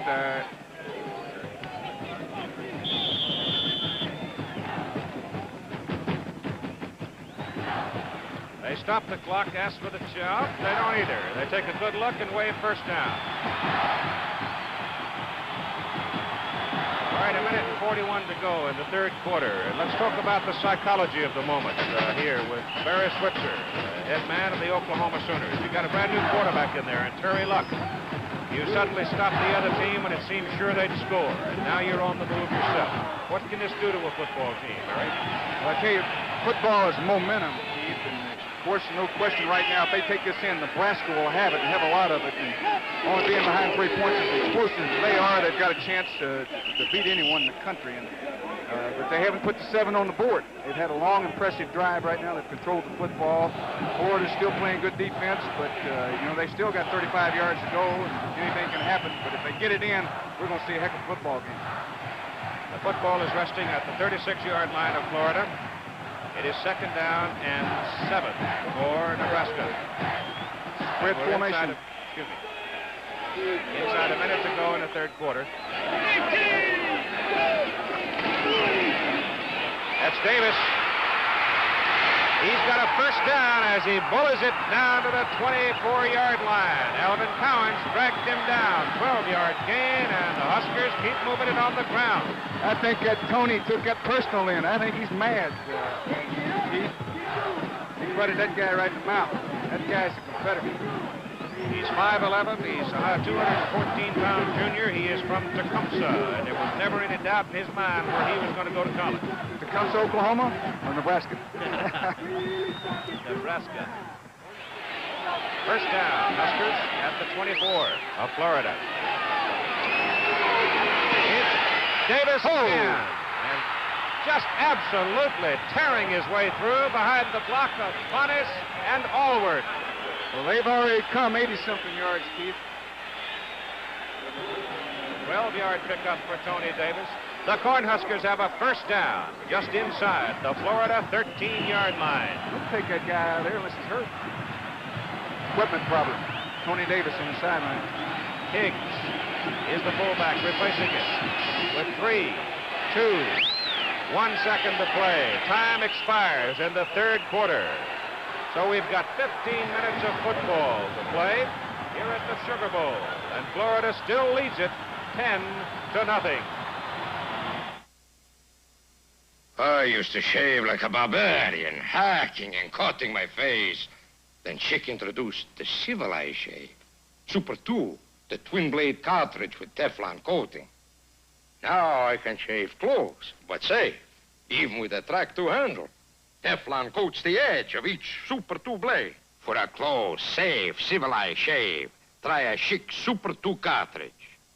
Because what are we? Barbarians?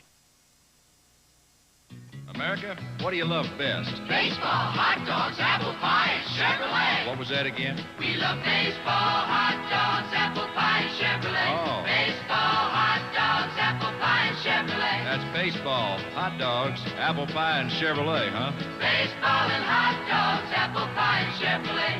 They go together in the good old USA. Baseball and hot dogs, apple pie, and Chevrolet. Makes sense to me. Celebrate the new year with Chicago tonight on Wide World Special.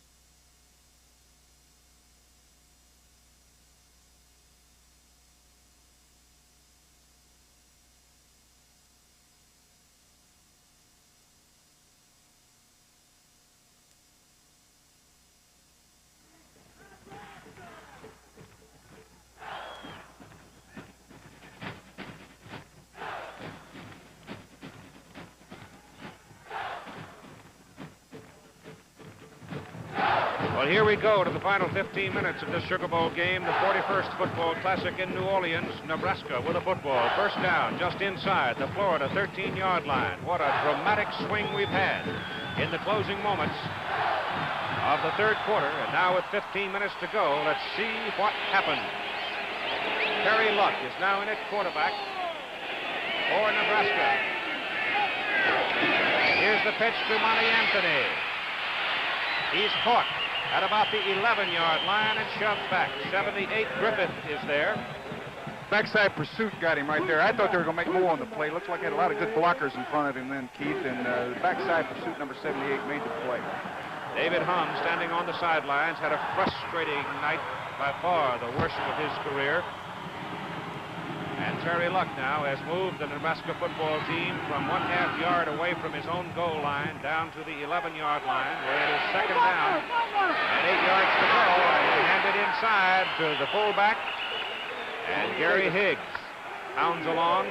Arch Davis back in. Tony Davis, having had some equipment repair, is back in there, and this drive really has belonged to Davis. Terry Luck is having some good luck right now, Keith, coming off 3 knee operations, being a second-team quarterback, and coming in a situation that I know is a second-teamer. I wouldn't want to go out there and have to try to take a team from behind 10 points, 99 yards, but he has done a tremendous job. Let's see if he can do it and go all the way. So far, they've had 16 plays, used 8 minutes and 10 seconds on the clock. Luck coming down the line, turns inside, dives. He's close to his first down.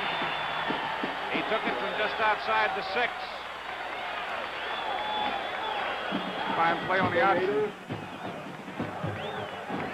Here comes the fullback and tight end in the ball game.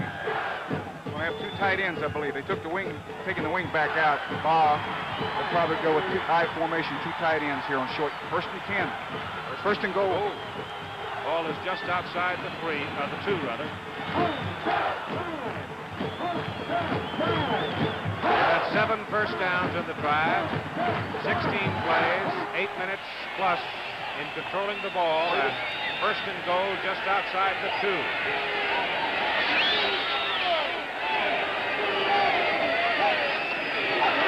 Anthony! Touchdown!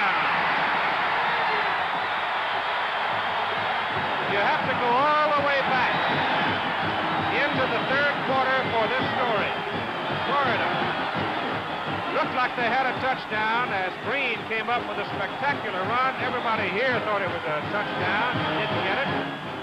Nebraska held him and moved 99.5 yards for the touchdown. And here's another look as Anthony goes over the top for the 6. And the Huskers are finally on the board. You talk about momentum now, Keith. You're going to see how Nebraska plays defense. Boyle, the extra point, it's good. We have 13 minutes and 24 seconds to play in the football game. And what a game we got going now as Florida leads Nebraska by 3. McDonald's Big Mac. It's more than just another hamburger. There are 2 all-beef patties, special sauce, lettuce, cheese, pickles, and onions on a sesame seed bun. 7 great ingredients working together to make one great taste. 2 all-beef patties, special sauce, cheese, lettuce, pickles, onions on a sesame seed bun. Get the idea? 2 all-beef patties, special sauce, lettuce, cheese, pickles, onions, and a sesame seed bun. It's your McDonald's Big Mac. You've got to taste it to believe it, you know what I mean? 2 all-beef patties, special sauce, lettuce, cheese, pickles, onions, and a sesame seed bun. 2 all-beef patties. Let me say a few words about McDonald's Big Mac. It's 2 all-beef patties, special sauce, lettuce, cheese, pickles, onions, and a sesame seed bun. 2 whole... Well, what was that word again? 2 all-beef patties, special sauce, lettuce, cheese, pickles, onions, and a sesame seed bun. Lettuce, cheese, pickles, onions, lettuce, cheese, pickles, oh, what am I saying? You deserve a break today at McDonald's. Where your dollar gets a break every day. On that touchdown drive of 99-plus yards, 18 plays, 8 minutes and 46 seconds, 7 first downs, Anthony scoring it, but Tony Davis picked up 52 of those 99 yards, and he was off the field to play for 2 plays in the drive. Got them all on the ground. Here's the kick. It goes to Tony Green, who fumbles at the 10, falls down at the 12, and look out. Here is a football team from Lincoln, Nebraska that's been through the Brambles in many, many cases, looking for their 6th consecutive bowl victory. You know, right here, Keith, will determine the momentum factor in the ball game. Nebraska can play great defense right here, stop them, which they haven't been able to do without a 1st and 10, force the punt. Nebraska is coming back at you. You know, Tom Osborne said they believe they can win. They're winners. They've got a great tradition at the University of Nebraska. They've kept their poise. They demonstrated that in the last series. Gaffney, the quarterback, gives to Dubose over the right side. He takes it from the 12 to the 16-yard line. He picked up 4 yards, maybe a little more. John Lee and Ron Pruitt made the tackle for Nebraska. Third quarter statistics now begin to swing in favor, more certainly in rushing it does, but very close now in total yardage. Only 11 yards separating them. An end off to the fullback, and he's hammered as he comes up to the 19-yard line. No, make it the 18-yard line. He's got to go to just beyond the 21 for the 1st down. In the middle of the fracas, John Lee, 6-9. Fine play by Lee here. He slanted to the right, and they happened to run the fullback play. He tried to cut back on him, but he made the play. It's a 3rd and 3 here. This is the biggest play of the ball game right now for Nebraska. Gaffney gives to Green. They got him. Cut the football. Mark Hydorf and Tom Pate ran him out of bounds. And Florida's got to cough it up now and give Nebraska field position. I believe that's the first time in a long time, Keith, that Nebraska's been able to stop him without a 1st and 10 and force a punt. That's a big play for him. Let's see if we can move the ball on offense, Nebraska. Buster Morrison needs a big kick here. Got a little bit of wind in his back, not much. Ball hangs. Burrow takes it at the 43. Slides out of bounds at the Florida 49-yard line. May back him up around the 50. 38-yard punt, 8-yard return.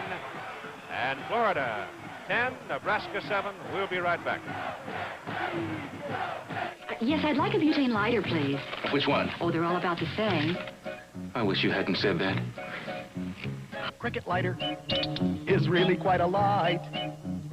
It'll last for months and still burn bright with thousands of surefire lights and a flame that adjusts to different heights. That's no ordinary cricket. Well, cricket's no ordinary lighter. Catch a cricket for $1.49 by Gillette. Volley of home!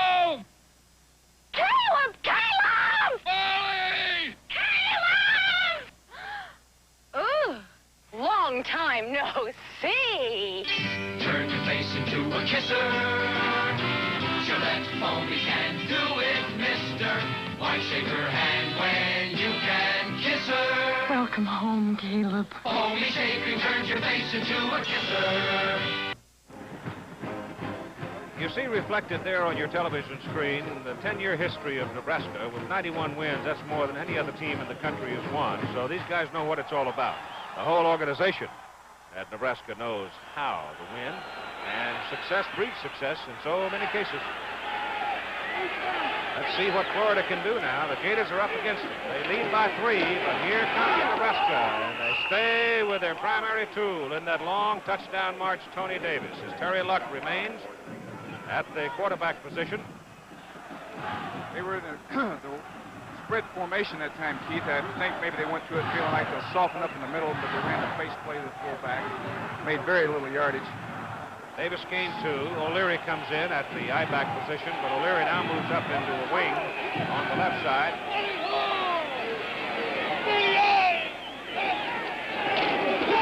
Give it to O'Leary on that counter inside, and he slices in over the right side behind Crenshaw and Heckner. And he reaches the 43-yard line before they get him. So now Nebraska's going to be looking at 3rd down and about 4.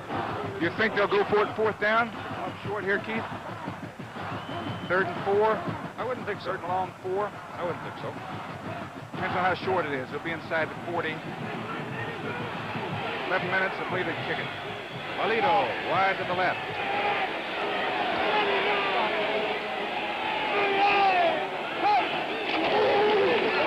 O'Leary.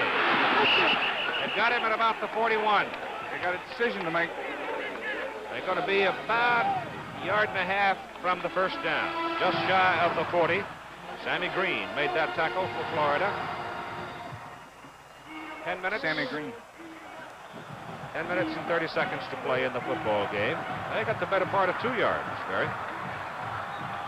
4th and 2, you know, right up inside there where the ball games are won, and the offensive defensive line, they've got a heck of a battle going on with Barnes and Sammy Green to find those yards for Florida. And they're going to go for it on 4th and a short 2. The crowd comes up. Anthony! He's got it. He's got the first down for Nebraska. Oh, I'm glad I'm up here instead on the sideline. No, I don't really mean that. I wish we were playing. I'll tell you, Wayne Fields, the monster man for Florida, came flying in trying to plug that hole, and he got there just a fraction late. They had to do a good job of blocking them because Florida was stacked up inside. They had 9 people right up on the line of scrimmage, and they just butted them out there for 2 yards and got the first. At the Florida 38-yard line, first down, Cornhuskers. Davis, trap play. Davis down to the 32-yard line. So he goes from the 38 to the 32 for a big 6-yard gain on the first down play. And for those of you who have not heard it on a New Year's Eve, Catfish Hunter is a wealthy man. He signed 5 years with the New York Yankees for a reported $3.7 million total package. So happy New Year. Jim, now go and do some serious hunting. Second down, 4 yards to go at the 32-yard line of Florida. The Cornhuskers are on the move, bidding for the lead. It's Davis again. And Tony Davis is playing football like a wild man here in the second half. He gained 10 yards. Boy, you think that guy's not a competitor? He's excited. He's fighting to win this football game. I wish we had him line him up in the wishbone, hand him the ball about 30 times a game. I believe he can play all right there, Keith. Playing all right in this formation. We move inside 9 minutes to go in a football game. Davis, 10 carries, 70 yards in this half alone. It's first down for the Cornhuskers at the Florida 22-yard line.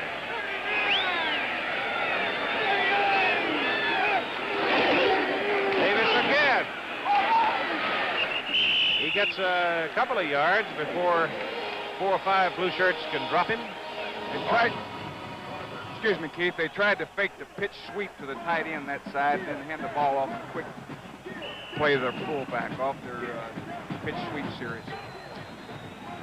Remind you that 4 Eastern time this coming Saturday. over most of these ABC stations. The Hula Bowl from Honolulu, Hawaii. East and West. Great football players in that one. Second down and 8. Luck delivers the ball. And Alvin Butler comes in and cuts the feet from under Higgs.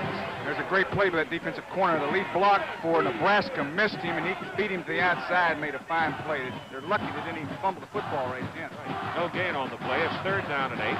Ball just short of the 20. And the clock continues to tick along. 7:35 to go in the game. Florida 10, Nebraska 7. What a dramatic turnaround we had. You think this will be Luck's second pass?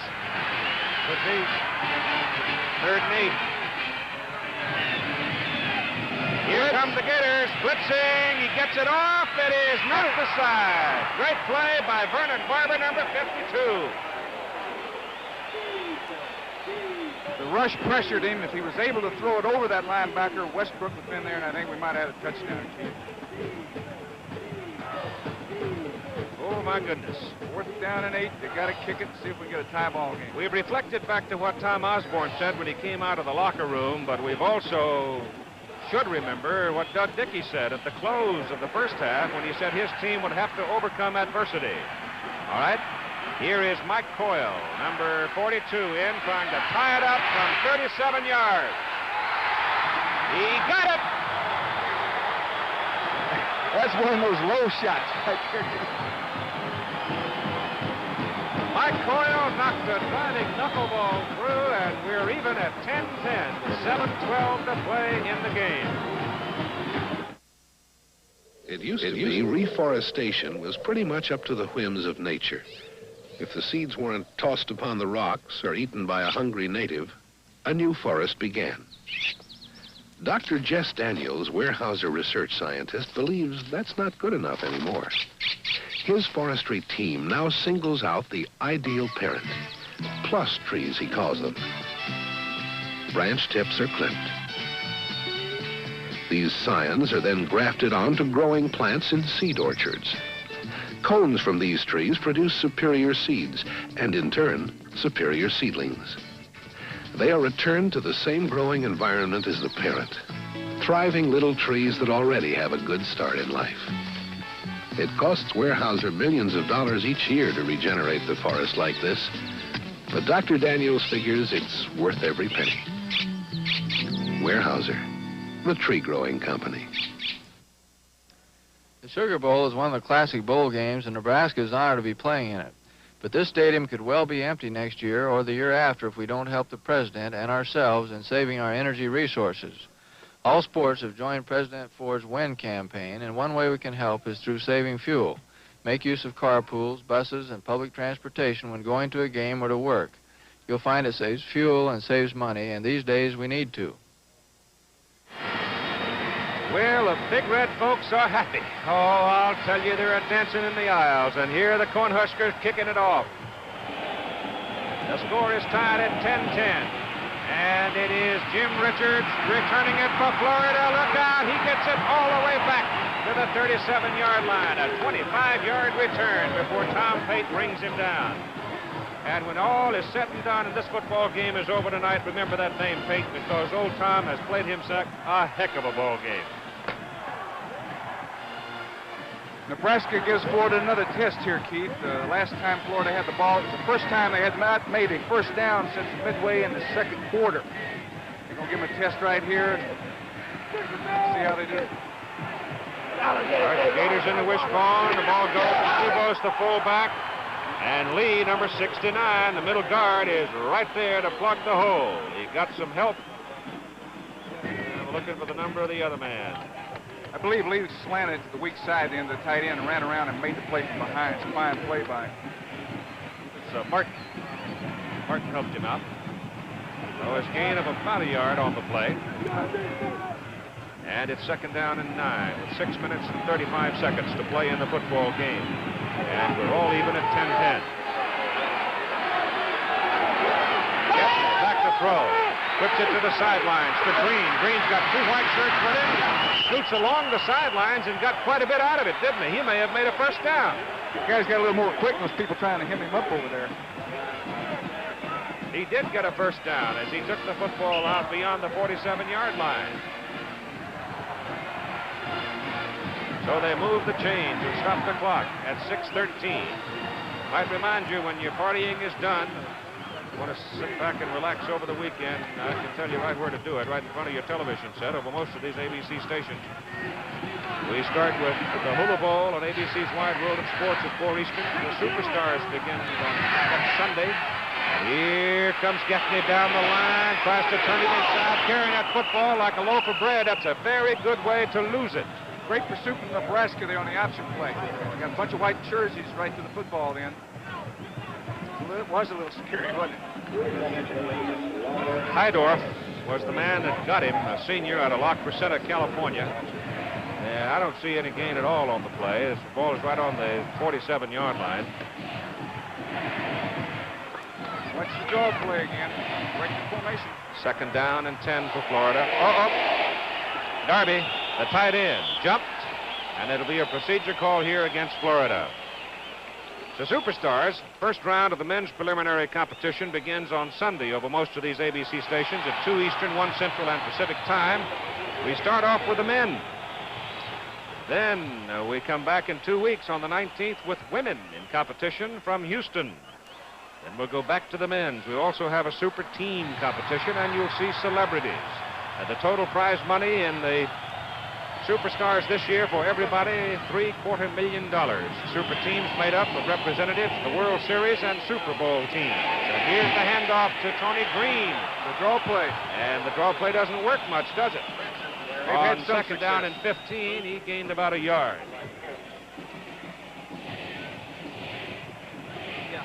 Brinson, number 39, in the backfield now for Florida.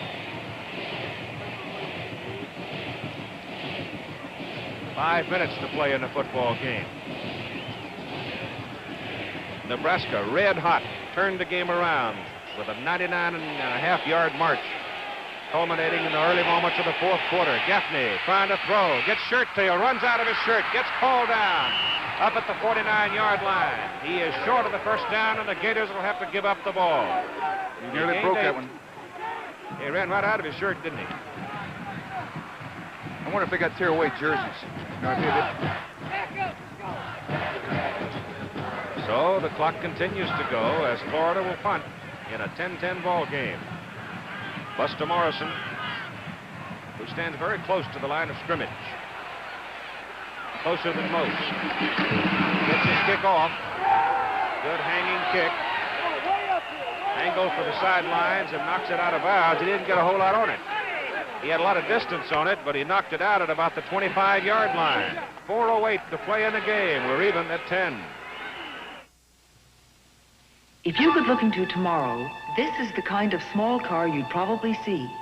Chevy's new Monza 2+2.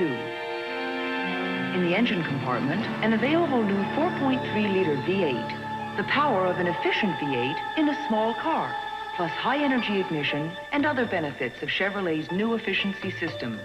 Inside, the Monza 2+2 equals comfort and convenience. Full instrumentation and a sports steering wheel, standard. A console-mounted gear shift, deeply body-contoured seats. And the Monza's rear seats fold down for a wagon-like cargo floor, with an available stowaway spare tire tucked down in a corner. The small car of tomorrow will be a little more powerful and responsive, a little more handy and comfortable. The Monza 2+2 is all this today at your Chevrolet dealers now.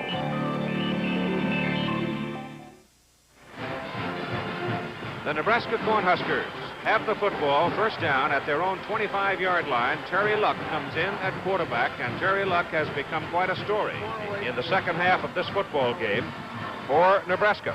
He is a junior, so he has a year to go, Mr. Barry Switzer of Oklahoma. This kind of reminds you of last year in the Cotton Bowl when Nebraska played. Steve Runny came in for Hum and won the ball game. Florida defense now is going to be tested right here. They counter it back to Westbrook, the wingback, and he's got 3, maybe 4. Ortega, the tackle for Florida.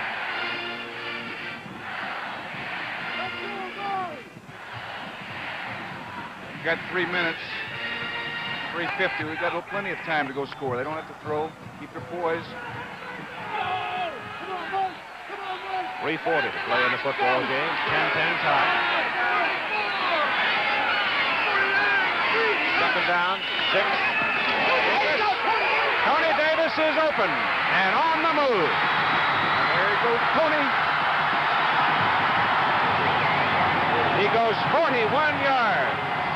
First down, Nebraska at the Florida 31. Alvin Cowens brought him down.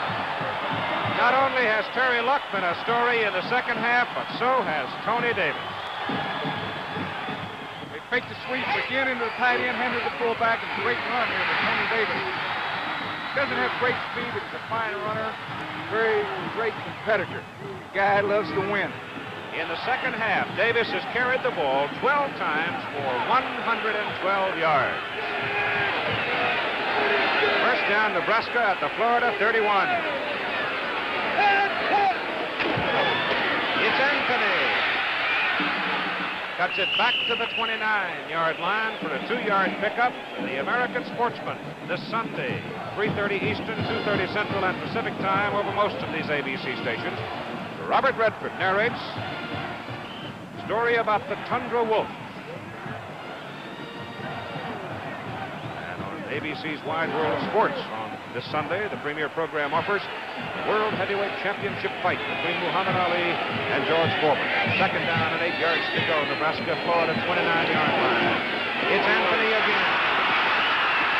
He's to the 25-yard line. He picked up 4.5 yards before Hutchison and Cameron make the tackle.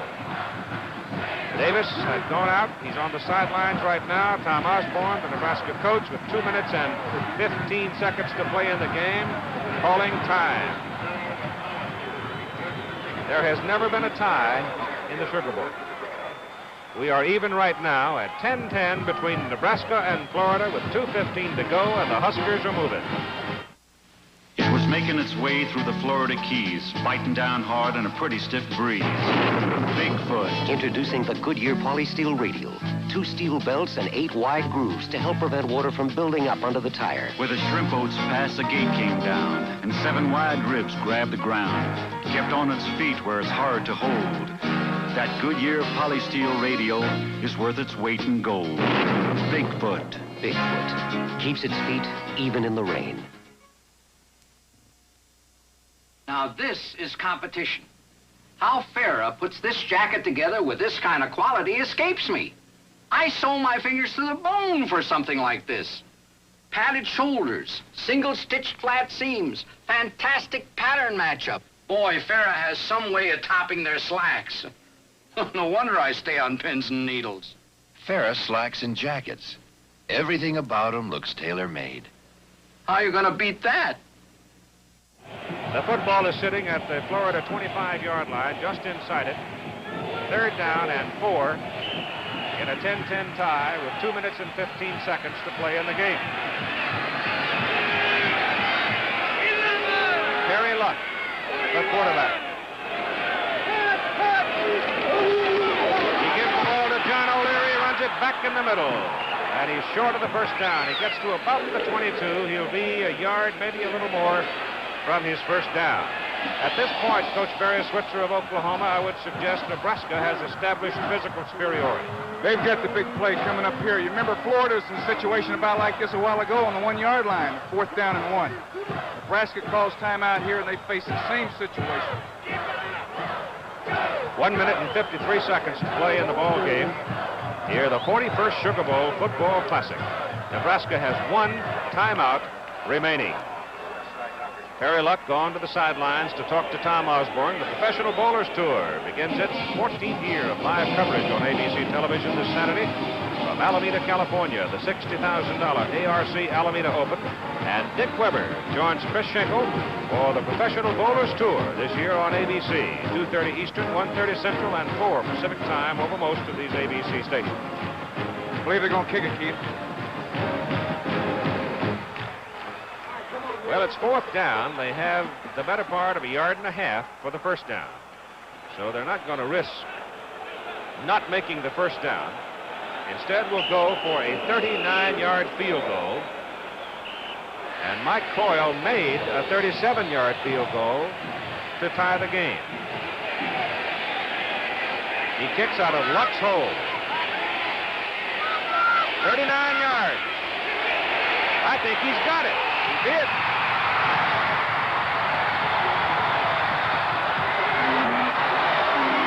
Nebraska takes the lead, 13-10. A little different emotion on the sidelines now, isn't it? The white jerseys are happy and cheering. The blue ones have got the test to come with them now. Only a minute and 46 seconds to play, and Nebraska leads by 3. Isn't this the way you want to love? The way you look says a lot about you. The man who uses Vitalis liquid has neat, well-groomed hair. He wants it that way, because he knows it's a look that says a lot. Vitalis liquid. The way you look says a lot about you.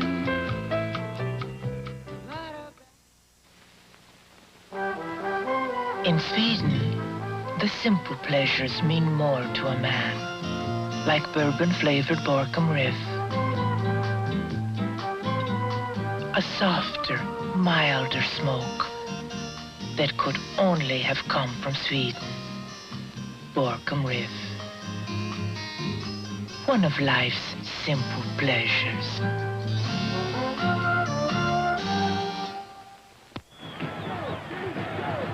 Well, I'll tell you, it's been a spectacular football game. Florida missing an opportunity to take a 17-0 lead, had Nebraska come pounding back 99.5 yards, and now the Gators trail by 3. And it's Henry Davis on a reverse, and it does not work. Cletus Pillen, number 61, destroyed the attempted reverse by Florida, and the Gators now, with a minute and 42 seconds, are in trouble at their 10-yard line. Here's the field goal kick by Coyle, and look, he didn't really make it with a whole lot of breathing room, did he? It counts, so. Counts, right. As long as it's inside, it counts. All right, Gaffney being chased. He tries to throw the ball and apparently got his arm forward, trying to get it over to an eligible receiver, Jim Richards, number 31. And it goes as an incomplete pass. It was Ron Pruitt of Nebraska who put the pressure on him. Gaffney now is 4 out of 8 in passing for 79 yards. I think they called him down on that, Keith. They moved the ball back second and about 10.5. He was probably on the ground before he tried to pass. Looked like it. So he backed it up from the 10 to very close to the 9. Uh-oh. He runs away from the chase. Now he breaks it out. That gag and scramble. Gets it up to the 14. Clock running with a minute to play in the game. Florida has 2 timeouts remaining. They're going to try to get another playoff here. They've got Tony Green way wide to the left, out of your picture. Motion. I thought they moved. Green up in the secondary was wide open, dropped the ball. Tony had it right in his hands with 43 seconds to play and dropped it. And Tony Davis of Nebraska has been announced as the most valuable player of the game. That's no surprise, is it, Keith? No, sirree. He's turned his second half around. That's the Nebraska I know this last 30 minutes, Keith.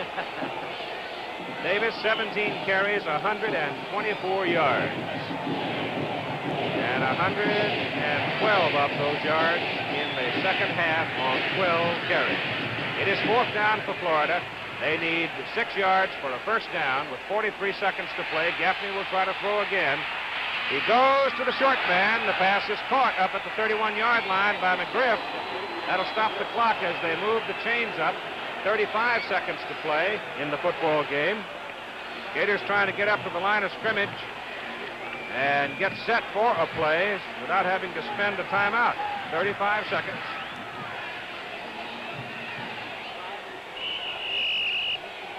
All right, that'll start the clock now. 30 seconds. After the throw, Can't get it off. Almost lost the football. With 21 seconds to play in the game, Florida calls time, and Gaffney needs a new shirt. So unless lightning really strikes here for the Florida Gators on 2nd down and 15, Tom Osborne will go to a happy locker room with his Nebraska Cornhuskers, having won the ball game 13-10. But they worked for it. Tony Davis might be the most valuable player in the ball game, Keith, but I think Mike Coles had something to do with it, too. 2 pressure field goals.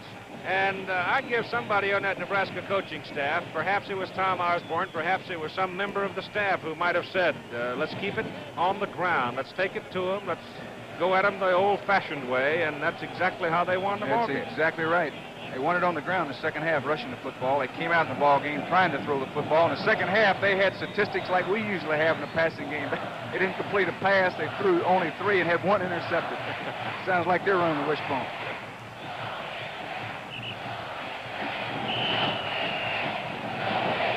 "21 seconds to play in this 41st Sugar Bowl Football Classic. It's been a good one. 13-10, Nebraska. They go into a deep three-bit defense. 3-man rush got to him. The 3-man rush led by John Lee, 69, Mike Foltz, 72. Down goes Gaffney. The clock running, 10 seconds remaining, and Florida spends its last timeout.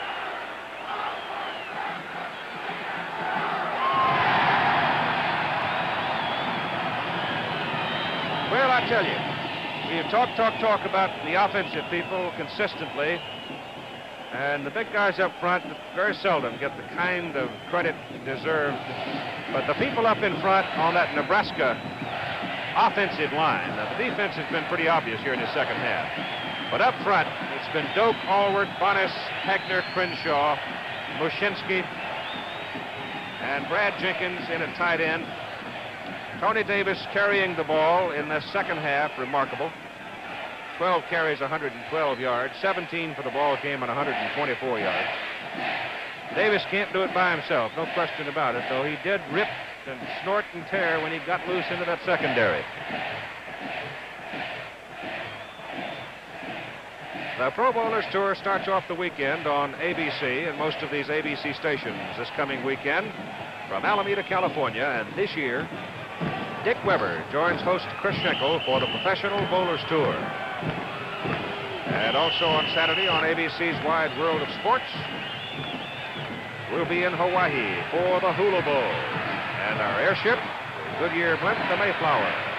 Moving along over the Sugar Bowl, this may be the last play of the football game as Gaffney throws it as far as he can downfield, and it is picked off by Hydorf of Nebraska. Don't fumble the ball. And the ball game is over as Hydorf brings it all the way back to the Florida 33-yard line, and the Cornhuskers leap with joy as they defeat the Florida Gators 13-10. Chris, Keith, what a ball game. You think I'm excited, Keith? Hey, look at Nebraska, not as nearly as excited as Nebraska. Watch a great victory for him. Down 10-0, come back the second half, 2 pressure field goals in the running of Tony Davis. Davis, the most valuable player, will receive his award momentarily from Marshall David, the chairman of the executive committee. The winning team trophy for the Cornhuskers will be presented by Cliff Kern Jr., who is the president of the Midwinter Sports Association, that stages the Sugar Bowl here in the city of New Orleans, Louisiana. We'd like to thank all of these gentlemen. Sam Cornsweat didn't take time to run them all down, but they've been most gracious to all of us. And Joe Katz, the executive director of the Sugar Bowl Classic, with Cliff Kern serving as the president. It made our stay most pleasant. We're delighted to have had Barry Switzer of Oklahoma as our guest commentator, and I'll see you in the Hula Bowl on Saturday. Right, Keith, I leave tomorrow for the Hula Bowl. And, you know, I'll get off the plane in Honolulu, and I'll not know the score of that game they play tomorrow night in Miami, unless the pilots tell me. I imagine that word will be passed around. I think I'll go up front and ask them if they've heard the score. Okay, our final score here at the Sugar Bowl in New Orleans, Louisiana, on a warm, soft evening. 13-10. And for all of us at ABC Sports involved in our presentation of collegiate football and all of the events that are coming up for you in the first quarter of the year, the Professional Bowlers Tour, the American Sportsman, all of the entertainment factors that we have planned for you, we wish you the merriest of the holidays, a happy new year, and a most prosperous 1975.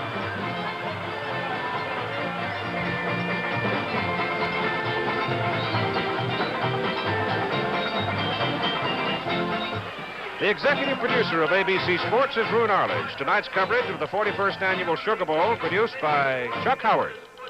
Directed by Andy Sedaris. Our technical director, John Allen. Our associate producer, Dorrance Smith. Our associate director, Roger Goodman. And now this is Keith Jackson along with Barry Switzer, Jim Lampley, Don Tollefson saying so long from the Sugar Bowl in New Orleans, Louisiana. Them provided by the Goodyear Tire and Rubber Company. Travel arrangements made through and promotional fee paid by United Airlines. There is a new spirit, a new look in the friendly skies. Catch the spirit of friendship service. Once again, the final score. Nebraska 13, Florida 10. The preceding a presentation of ABC Sports recognized around the world as the leader in sports television.